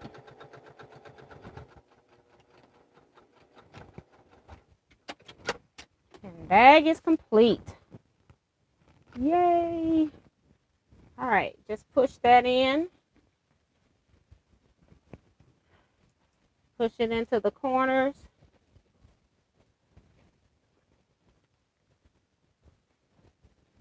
And see, starting at 1/4 and going down to 3/8, it makes it so that the bag doesn't have, it's not as full on the inside. All right, so this is our bag.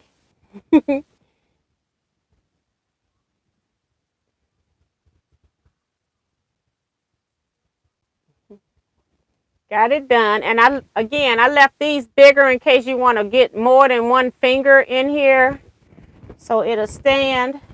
And then I also added that pocket on the inside and the zipper tab pulls, like making it so that the zipper didn't go into the side seams. That helped a lot. And I didn't interface it on these. Yes, I did. I interfaced that on this, but I didn't interface these pulls, the hang tabs. And I got a pocket on the inside, which is very difficult to see on this little bitty bag, but it's in here. You all saw me make the pocket. Got a little snap pocket in here as well. So yeah, that's my bag. It's really cute. No, I don't need, this is for just storing sewing machine parts is what I'm using them for. You can use them to put like stuff you're going to take, like your thread snips, your maybe even rotary cutter might fit in here. I'm not sure. I got a big rotary cutter in here. Let's see. Yeah, that's a 60 millimeter. That fits. You can put your thread snips, your wood press, your seam rippers. But I'm using these for some of my sewing stuff when I'm going out. This one has all of my brother stuff in it. Right here. I'm hoping that my old one can go to my featherweight, put my featherweight equipment in there. And if it doesn't fit, then I'll make one that's larger. Now this bag is 2 inches larger than this bag.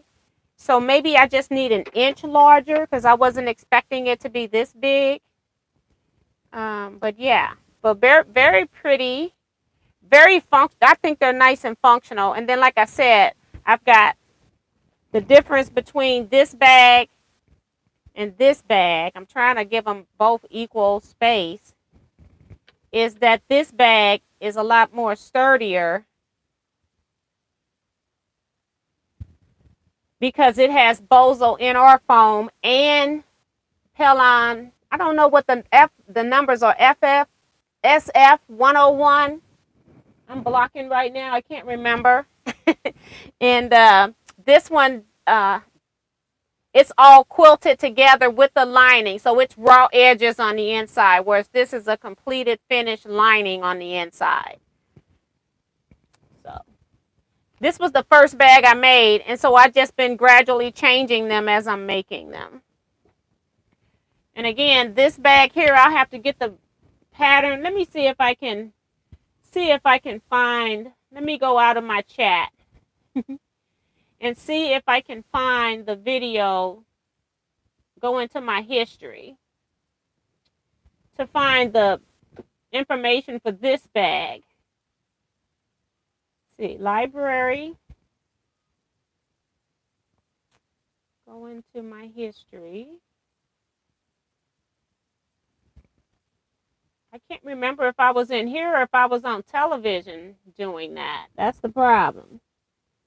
It looks like I may have been on television. Hold on.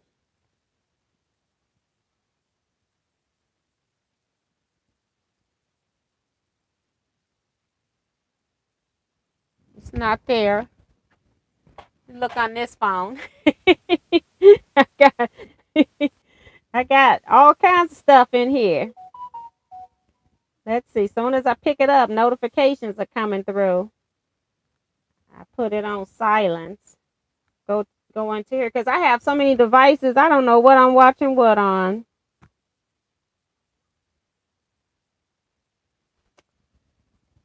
So it must have been my television, guys. I really apologize. You all. I'm going further back.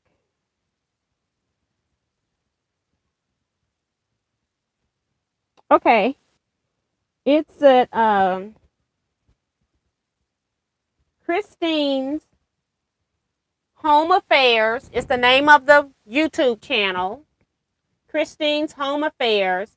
And then it says Sew to Sell Cosmetic Bag Pouch Tutorial Diagonal Zipper. And I'm going to see if I can get you a link, okay? Because this is a lot. Okay, we don't want that. I want to share this. Click the link, and now I got to go back and get into my live. Hold on. Technology, right? Here we go. I'm going to put it down here at the bottom. I'm just pasting a link. I'm not going to put anything else. So that's the actual video for this bag where you make your own pattern. I just used freezer paper because you needed a piece of paper that was at least 10 inches,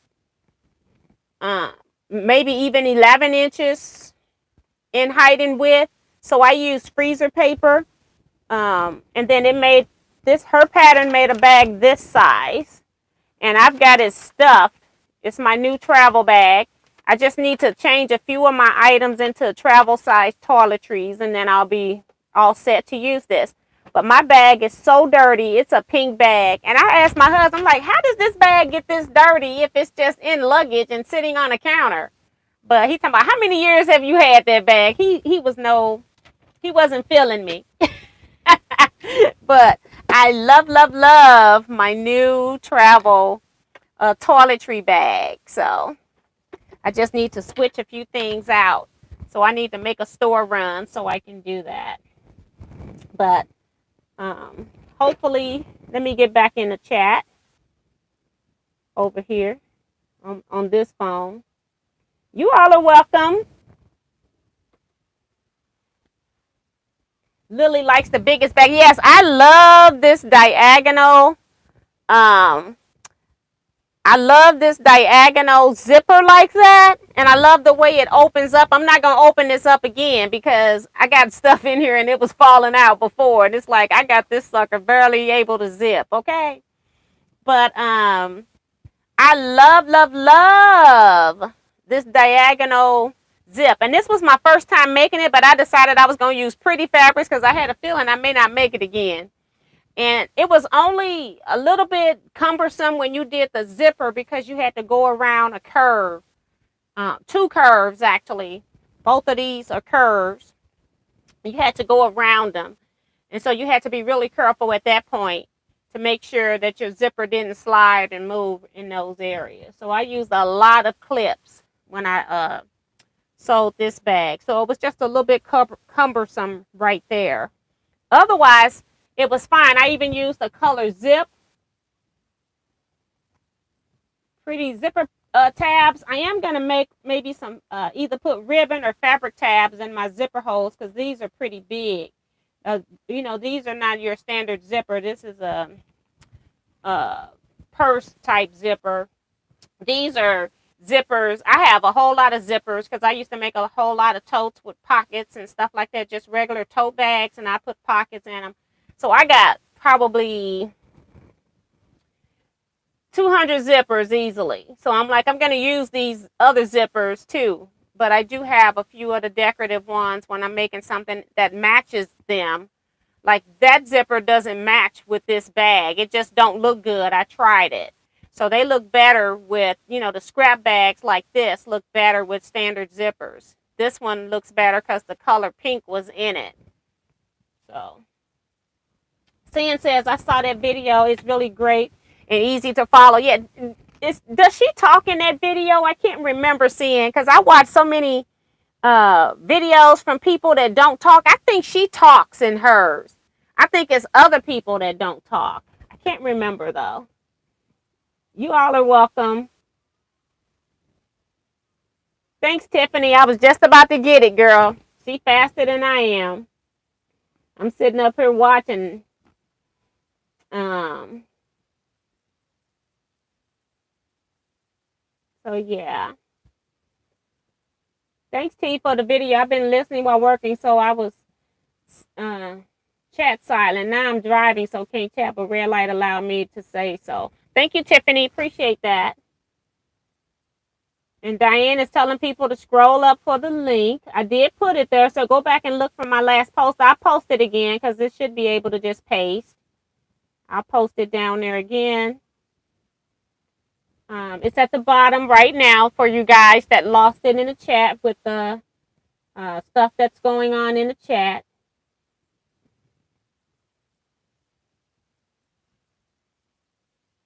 Can you make it bigger? Yes, you can. And she even talked, she had one that was 4 inches, that she used 4-inch measurements, and she had it smaller. But I could, yeah, I can make this bag again and make it bigger. But I actually love this bag, and so I don't want to make it bigger. I think what I'm going to do is just go ahead and get travel size mouthwash and toothpaste, because I don't need that much toothpaste and mouthwash. I just like to have stuff. Sometimes I go places and I'm gone for 5 to 7 days. I just like to make sure I have enough. I always come home with extra stuff, okay? So some of this stuff I can decrease, but I'm not going to decrease like my moisturizer thing, because if I'm gone for long extended days, I'm going to be going through that pretty fast. So thanks, Sue. She says, once again, thanks for a great tutorial. Thank you, Sin. I appreciate it, because I didn't want to like click it on. I can't, click it on and have it play while I'm here. But that's probably why I did her bag, because she did that. Now, the only thing I did do is, like I told y'all, I added a pocket and I doubled. Did I double the pocket? Let me go ahead and take it out. I'm just going to have to put it back in here. I want to look at this pocket in the back. See the pocket, I put it in the back, so when I open it up, you could also put it in the front for that reason too. It's in the back. Yeah, it's just a standard pocket like what I just put in this bag with one snap. I didn't stitch it in the middle. And I've got like face wipes and bobby pins and hair ties, like the little hair scrunchie, not the scrunchy kind, but the hair the black coated rubber bands, like that's what I have in there, so that they're not falling into the bottom of my bag. So yeah, but I always keep a toiletry bag packed so that I don't have to worry about packing a bag whenever I have to make a run. Sometimes, like I told you, I have family and stuff. Sometimes I have to go make runs or go to hospitals or something like that. I can just grab my toiletry bag and know that I got everything in there. I mean, I can't change my clothes, but I can do everything else, okay? If you sitting with somebody in the emergency room all night or something. So I always keep a toiletry bag packed no matter what. So then when I get ready to travel, all I got to do is get my clothes. When I'm running out of stuff, like body wash or soaps or anything that I run out of, I make sure when I get back home that I fill it up when I get back home, so the next time I go, I'm not having to fix that bag as well. So I always keep me a bag packed like that. And Tanya says that it's also the perfect size for retreat, personal bag, or sewing notions. And that's what I do. I travel everywhere. I had one, it was like, it was skinnier, but it was taller, and you could put like your tall. That's how come my things are big, because I had a pouch, plastic see-through pouch that I could put all of my bottles, like my shampoos, my Listerine was in there. And when I went to this, I don't have that. So I do like the bag that I have. I think I'm going to keep it for a pattern, and I think I'm going to make that bag again, because I do love that bag. But this bag is so cute with that side zipper like that. I just think she is just very creative. So,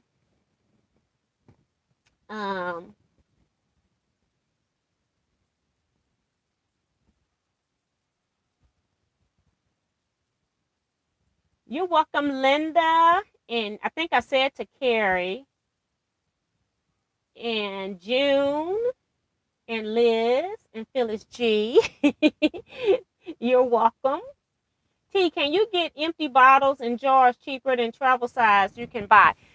But all I want is, I think all I got to get is just toothpaste and mouthwash, and that'll be easy for me to pick up.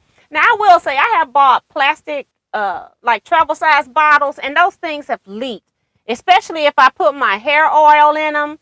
They tend to come out. I've tried them from the crafting industry, and eventually those things just leak on me for some reason. Then they mess up the inside of my bag. So I do know that they have travel size containers, but I just want the store-bought ones, because I know that they're not going to leak. A little glass bottle of mouthwash is what I'm looking for, and toothpaste is just, toothpaste. I get those from my dentist all the time. It's just that they're not in the brand toothpaste that I use. Now, if I'm going on a trip, it doesn't really matter what toothpaste you use. You just need toothpaste. But I have my preference. So if I see my brand inside of a travel size, then I'm going to get that. Otherwise, I'll just use the toothpaste that I get from my dentist when I go. I never use those little travel things. Tanya says, oh, I read that one. Sue says those patchwork bags will be great for machine foot pedals. That's probably why I need to make another one, because I need to put my featherweight. I was trying to figure out what to put my featherweight in ever since you had wrapped it in, I think it was t-shirt or something. We wrapped it in something when we were at retreat, when you was cleaning. And I said, okay, because I had never thought about my foot pedal scratching my machine. Now, it has never happened. I've had it about 5 years, maybe, something like that. I don't know how many years I've had it now. But this bag probably would be great for the foot pedal. So thank you for that. Appreciate that, Sue. Melissa says, pretty sure that sample size toothpaste will last a week. Yes, it would last a week. Yeah. And I'm just used to having my stuff and I'm done, for a long period of time. If I put full size, my other bag allowed me to put full size. And I hardly ever fly, so I don't normally have to worry about ounces on anything, because I'm one of those people that like to drive so I can go where I want to go in the interim. I kind of like road trips. I grew up on the road. Thank you, Tom. Lynette says Lily's a cheerleader and her mind is running wild with that large bag. She's saying how amazing it is. You know what that means? Yes, girl, you finna start watching that tutorial. And like I said, even making the template, she's very clear and precise on what it is that you're doing. When I was sewing the zipper down, and then when I got to put the lining to the zipper, when you're putting, like I just showed you how I did put the zipper in the front and the back, the front and the lining to the zipper, it was a little bit. And then when I got ready to do the sides, of course, stuff wasn't lining up exactly how hers lined up. But I said, you know what? We in the neighborhood. And I just sewed right on anyway, okay? All my triangles, I had one triangle that was off like 1/8 to 1/4 of an inch, something like that. I just sewed a bigger seam and said, oh, well, you never know when it's all said and done. You never know. Looks exactly like her. And my bag is just oddly shaped because I got all this crap in here. I can't, in order for me to get the stuff in here that's in here, I got to squeeze it all out of proportion. But I'm still happy with this bag. I love this bag. It is just gorgeous. And, you could make this strap a longer strap if you want to. You could also put, like tabs on here, and you can hook into them with the D-ring. You can do that type of strap, so you could take the strap on and off as you like too, which is what you could do with these. This is just a smaller version, but you could put these little D-rings, and then you get another piece that you have a strap with a hook, and then you just hook into here if you want to carry it. But I knew mine was going to be in my luggage, and it's only going from my luggage to the bathroom at the hotel. So that's why I didn't put a long strap on it. But I like my inside pocket. That was the first bag in this batch that since I've been sewing on this machine, that I put the inside pocket. So that was my first inside pocket test. And then when I put it in here, it was second. And then that's when I put a seam down the middle. So I got my screwdrivers and cleaning brushes in one side, and then I've got my feet and my needles on the other side of the pocket, so it just keeps stuff from falling out. And I got 2 snaps on this one. I put a snap on each side. Oops, I even left the mouthwash out. I didn't put the mouthwash back in there. But I love this pattern, and I am seriously considering making it in a larger size, okay? And it was very easy. Like I said, I watched her tutorial, and the only time I had to go back and watch was when I was sewing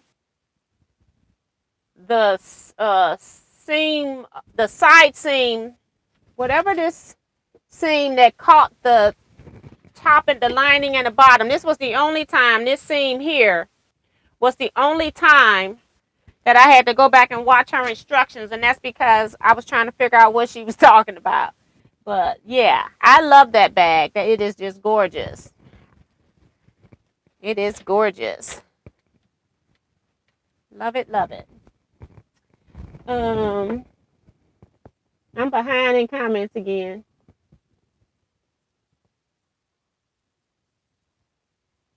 Hey, Deborah Quilt.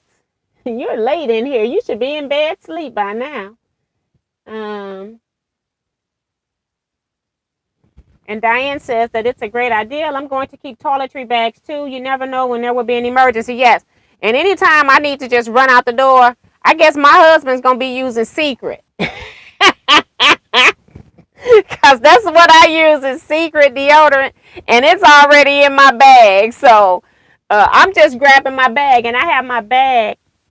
I actually put it on my bedpost, so I always know where it's at. And so as I'm moving to get out, I just grab my bag. So yeah. And Sue says, up until now, I kept my foot pedal in a tube sock. Well, I guess so. You got you a bag. She got one, and she won the first line bag. So she got the second bag like this that I made, except that hers is lined. This is the first one, and it's lined, but it's not a finished inside. You got raw edges in the seams. Now, I could have gone and put binding on all of that, but I'm like, ain't nobody got time for the inside of a bag once it's done to go back and put binding on it. So this will go to my featherweight. And maybe I'll be using both of these at my featherweight, because maybe I put my foot pedal in the other one. So I don't know.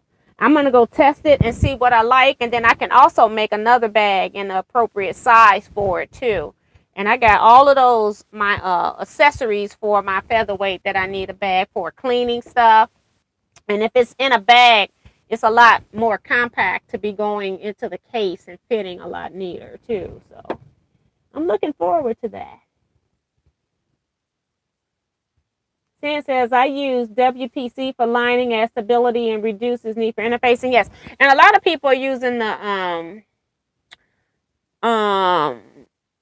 what is it called? Like, it's like vinyl, but it's a thinner version. I don't know what WPC is.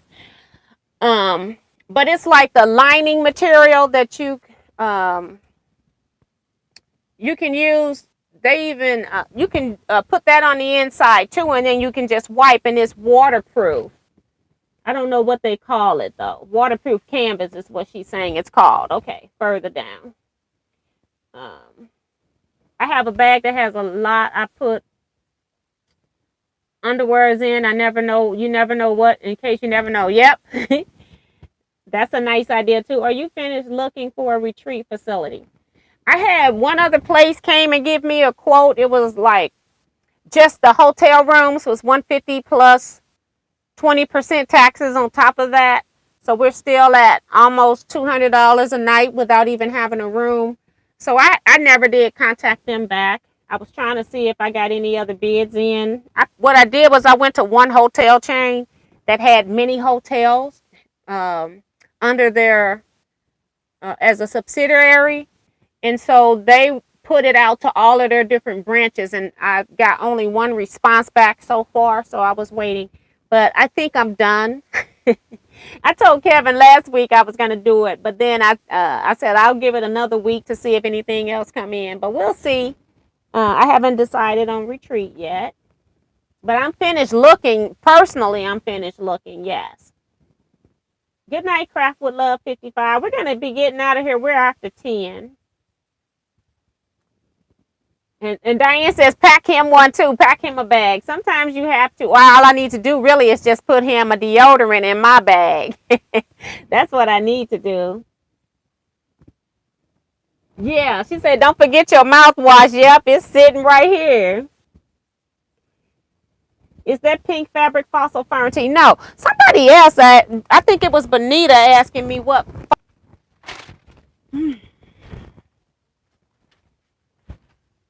Woohoo!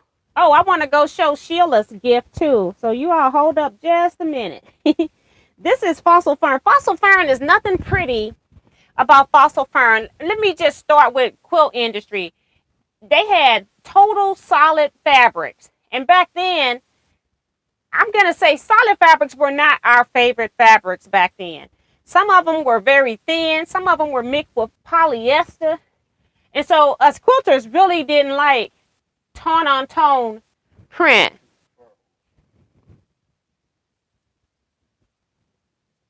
I'm still recording up here. Am I froze? Okay, they saying I'm back now. Okay, so let me tell you about, let me start over because I don't know what you all heard.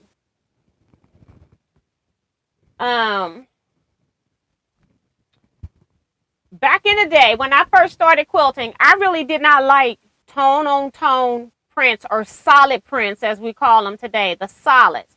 They were thin, some of them. Some of them were mixed with polyester. And so a lot of us really didn't like them. And Patrick Luce came out with marbles. That was one of the first solid prints that were made from a major manufacturer that wasn't cheaply produced. And they were really cute. They just had a little bit of imaging going on, not a whole lot. And then those were what we called our new solids. When he came out with that, everybody was using the marble prints. Then fossil ferns came out, and I just fell in love. Y'all know I love color. So this is just a piece of green, and it's very low texture on some of them, because some of them might have, whereas this green is more tone on tone, they might have a pink that have purple or blue in it. This orange, you, even though you might want to say you see yellow, it's just like it's not really yellow, but it gives the impression of being that. So this was kind of like our tone on tone. I just always have loved these fabrics. And I'm just going to show you one, like this pink one has other color. This was an old fabric line. It had, they weren't even producing anymore. I kept every piece that I had of this stuff. And they came back out with it when Stonehenge came out with their lines. They ended up coming back out with the fossil fern line. So I'm hoping that it's now going to be a staple and they're not going to get rid of it again. But I just love the fossil fern. And they got this stuff in so many different fabric colorways. Like I said, this is a whole charm pack, and this is just one of each fabric, and it's more than 40. Does it say on here how many's in here? 100 pieces are in here, and they're all different. And I just broke the piece when I picked it up. So I got to tape that back on here, because I definitely don't want this to go anywhere. But I just have always loved fossil ferns. And then I had one subscriber send me some fossil fern, and I ended up using it and made the Missouri Star Bear Paws quilt, but I did mine a little different. And then I added some to that because she didn't have enough for me to do that whole quilt.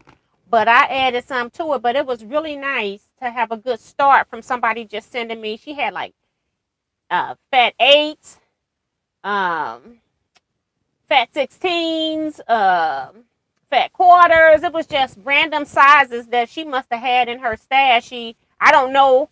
She just sent them to me, and I was like, oh my God, somebody sent me fossil ferns. So I love fossil ferns. Okay, so Bonita's saying that she now knows what it is and she got some in her scrap bin. Because sometimes when you get a fat quarter of fabric, you don't always get the side that has the salvage information on it. And I know I got a whole pack of fabric. I got all the salvage information side. And guess what? I got none of the words. Or if I did get words, I got the copyright year. That's it. I didn't get any information about the fabric. So sometimes that happens. Tanya says she loves fossil fern too, so that's pretty cool. She says, I have some in my stash but haven't used it once they stop producing it. Yes. And see, and I got real stingy with mine because when they, because that was during the time when, at first, when I started quilting, I say 1994 was when I started quilting. And fabric lines, they would reproduce fabric lines over and over and over, it seemed like. You could go to Joann's a year from now and still get your fabric that you bought for the Christmas line. You could get it 5 years from now. And now what's going on is a lot of fabric lines are being produced, as you all know, over and over and over. And they're only doing like one run for the most part. Um, I know Tula Pink's been having issues with people buying her stuff and holding it. And then when it's no longer available, they've been selling her stuff at higher prices. And so she has been thinking about recreating some lines from what I'm understanding. So, um, it just depends on what's going on in the world. But when I realized they weren't going to do fossil ferns, I started using my fossil ferns very sparingly. And then I didn't ever put my fossil ferns in a quilt I was giving away, okay? But now that they're doing it, I have a couple of backing because I was trying not to go crazy when I realized that they were reproducing it. I still have just like an oversized shoe bin, not the shoe size, but the neck size up. That's the size bin I have for my fossil ferns, minus my backings. I have about 2 or 3 backings of fossil ferns. But yeah, I'm trying. I try to use it sparingly.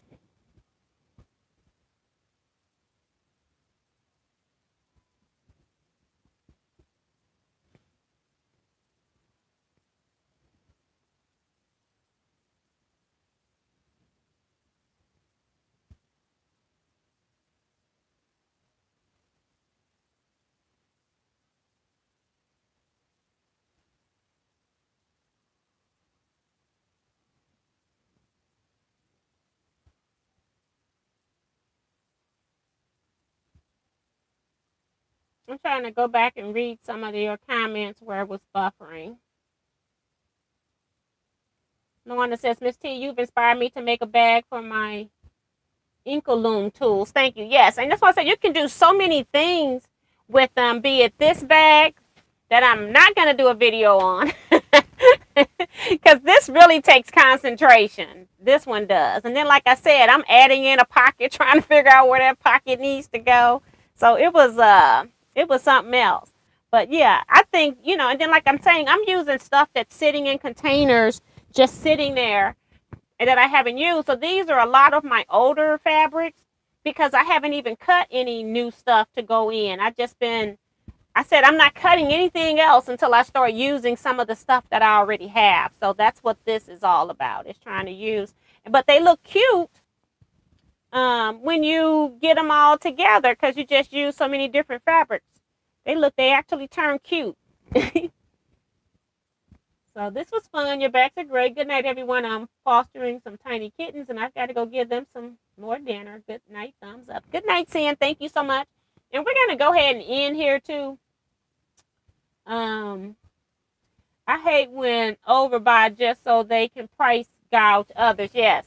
I got some fabric that from K line. It's like toil, and people are going crazy. Good night, Ray. Thank you so much for being here. People are on the internet talking about like $30 and $40 for like a fat quarter or a half yard. I'm like, I think I need to put this fabric up for sale. I just can't believe that somebody is paying that for that fabric.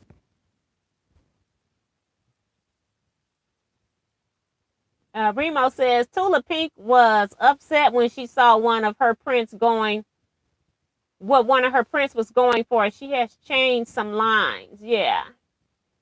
Diane says lotto tickets used to be $1 now or $2. Remo says somebody was selling a half yard for $1,000, and that's, you can tell when her lines come out. Sometimes her whole line is sold out, and it hasn't even hit the stores yet because they're into this pre-sale stuff now, and so her whole lines can be sold out before it even hit the store, and so people are buying this stuff, and knowing that people are desperate and want her stuff, then they're price gouging it. But if people are willing to pay that kind of money, more power to them. I love fabric and I like stuff that's pretty, but I'm not one of those people that will spend $1,000 for a half yard of fabric. I don't care how much money I had. But that's just me. But you know, it's apparently it's a market out there for certain pieces of fabric and things that are discontinued. It's just sad. It's just really sad. But like I said, I was thinking about, hey, if people wanting this fabric, I don't even like the fabric. I just happen to have it in my stash, and I must have gotten it in a bundle or something. It's like, I don't even like this fabric, and people are wanting this fabric and paying this kind of money. Kate Fassett is coming to my quilt shop doing a lecture in October. Now, that's cool. That's something that I would go to. We got Ricky Timms coming here. I can't remember what month. Maybe next month or September. But I'm just not. I like I've done Ricky Timms kaleidoscope quilts. I have his book, and I did the kaleidoscope quilt, and I really enjoyed the process. But otherwise, I'm just not a real fan. And part of it is because every time he does lectures, from what I hear, he also is playing his guitar and singing and all of that. And I'm not a country music person. And so I get kind of antsy when I'm just sitting somewhere, and then especially if it's not really my topic. So I just choose not to go. And it's, you know, you have to pay a pretty little penny to go see some of your national speakers too when you go to guild meetings. If you're a member, it'll be free. But if you're not a member of that guild, then they could charge you anywhere from $10 to $30 to see the national speaker, depending on who it is. And I just don't think it's worth my money. Since I'm not a fan of Ricky Timms. I have nothing against Ricky Timms. I'm just not a follower.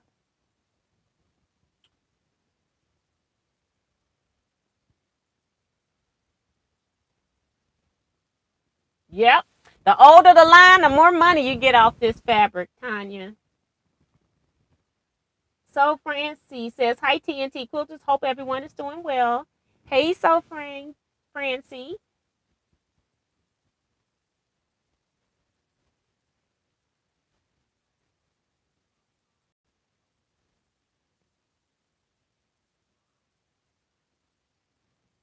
And Diane saying that she's not a name junkie. I only buy what is on sale mostly. It's just I buy depending on what I need. If I buy stuff on sale unless, like, if I'm shop hopping and I'm just trying to participate in do something at the store because they're open, then I'll buy a yard or two of fabric at regular price, to support them being open, because I look at that as like a museum entrance fee.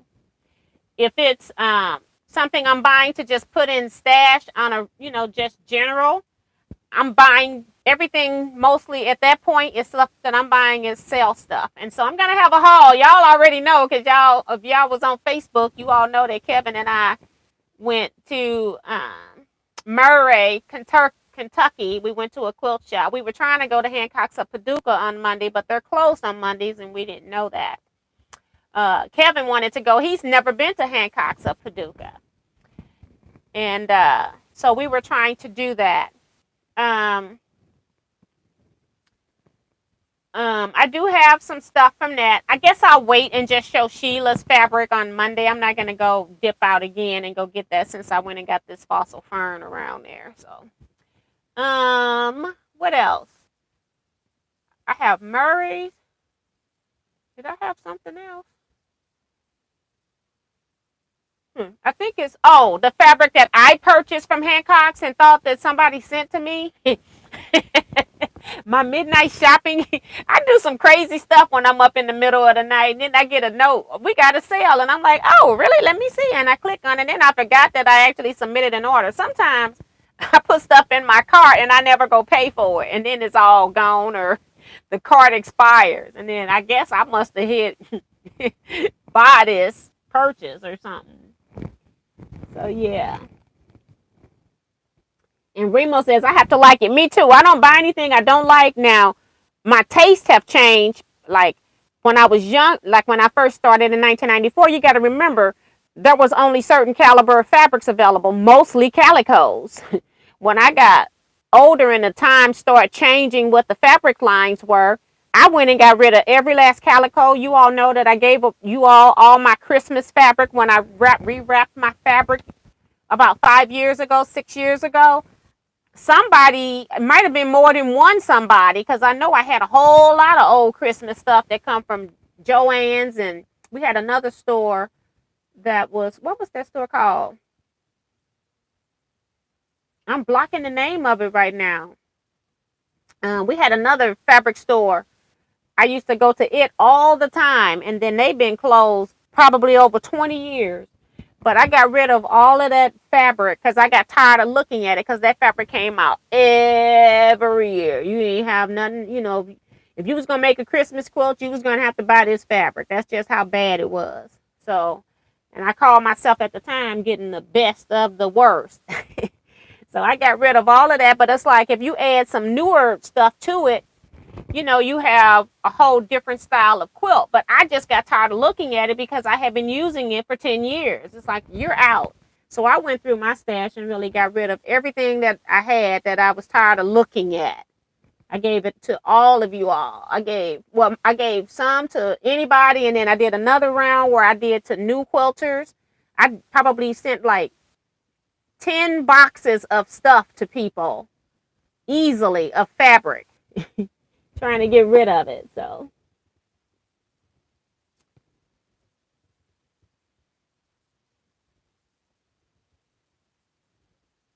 Sheila sent me a piece of fabric. I'll show it to you all on Wednesday. I was on an orange fabric bin. Goes well with blue. Yes, I do like orange with blue. That's I make cards with orange and blue. Those are two of my favorite color combinations as far as how they contrast off of each other. Very nice. And Pamela says she found good tea fabric. Yep. And that's one thing that I did, how I built my stash. You look up and you go, oh, I don't have a whole lot of orange. And then now I look up and it's like, I have no place to put orange. So, you know, I was shopping for what I was low in. Now I don't need a thing. I just keep shopping because price is right. Now, when I went to Murray's, I actually shopped for some projects for the most part. I did buy a couple pieces because they were cheap, but I tried to shop for my boho hearts and another quilt top that I want to make. I bought for that too.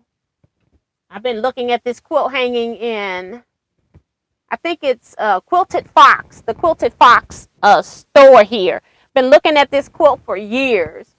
And I said, you know what, when I saw the fabric, I go, I'm buying this fabric for that quilt. I'm going to do that quilt. So. And that you're right, Pamela. She says at one time, none like orange. And I think it was because in the 1800s, when they didn't have electricity in all the cabins, they used orange. They would use orange in bed quilts to help brighten rooms. And I think that's probably why a lot of people don't like it. So. Michael's quit carrying fabric years ago.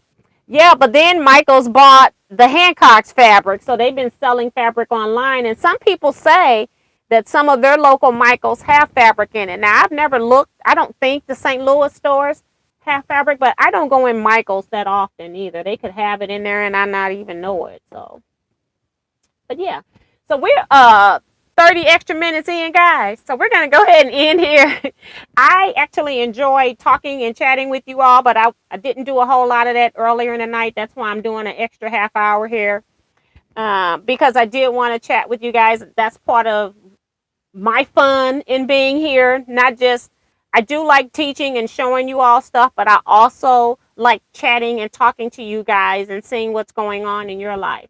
Pamela, every time I see you in my chat, it is just amazing because that means that you're having a great day or a better day that you are able to be in here. So thank you for popping in and always letting us know when you are in here. I appreciate that too. Kevin and I still constantly just talk about you. So we just love chatting with you in the chats, and we have missed you being here. So it's great that you're doing great, that you can come into a chat. So thank you so much for letting us know you were here. And we're going to end here now. So good night, everybody. You all stay blessed, be safe, and quilt out.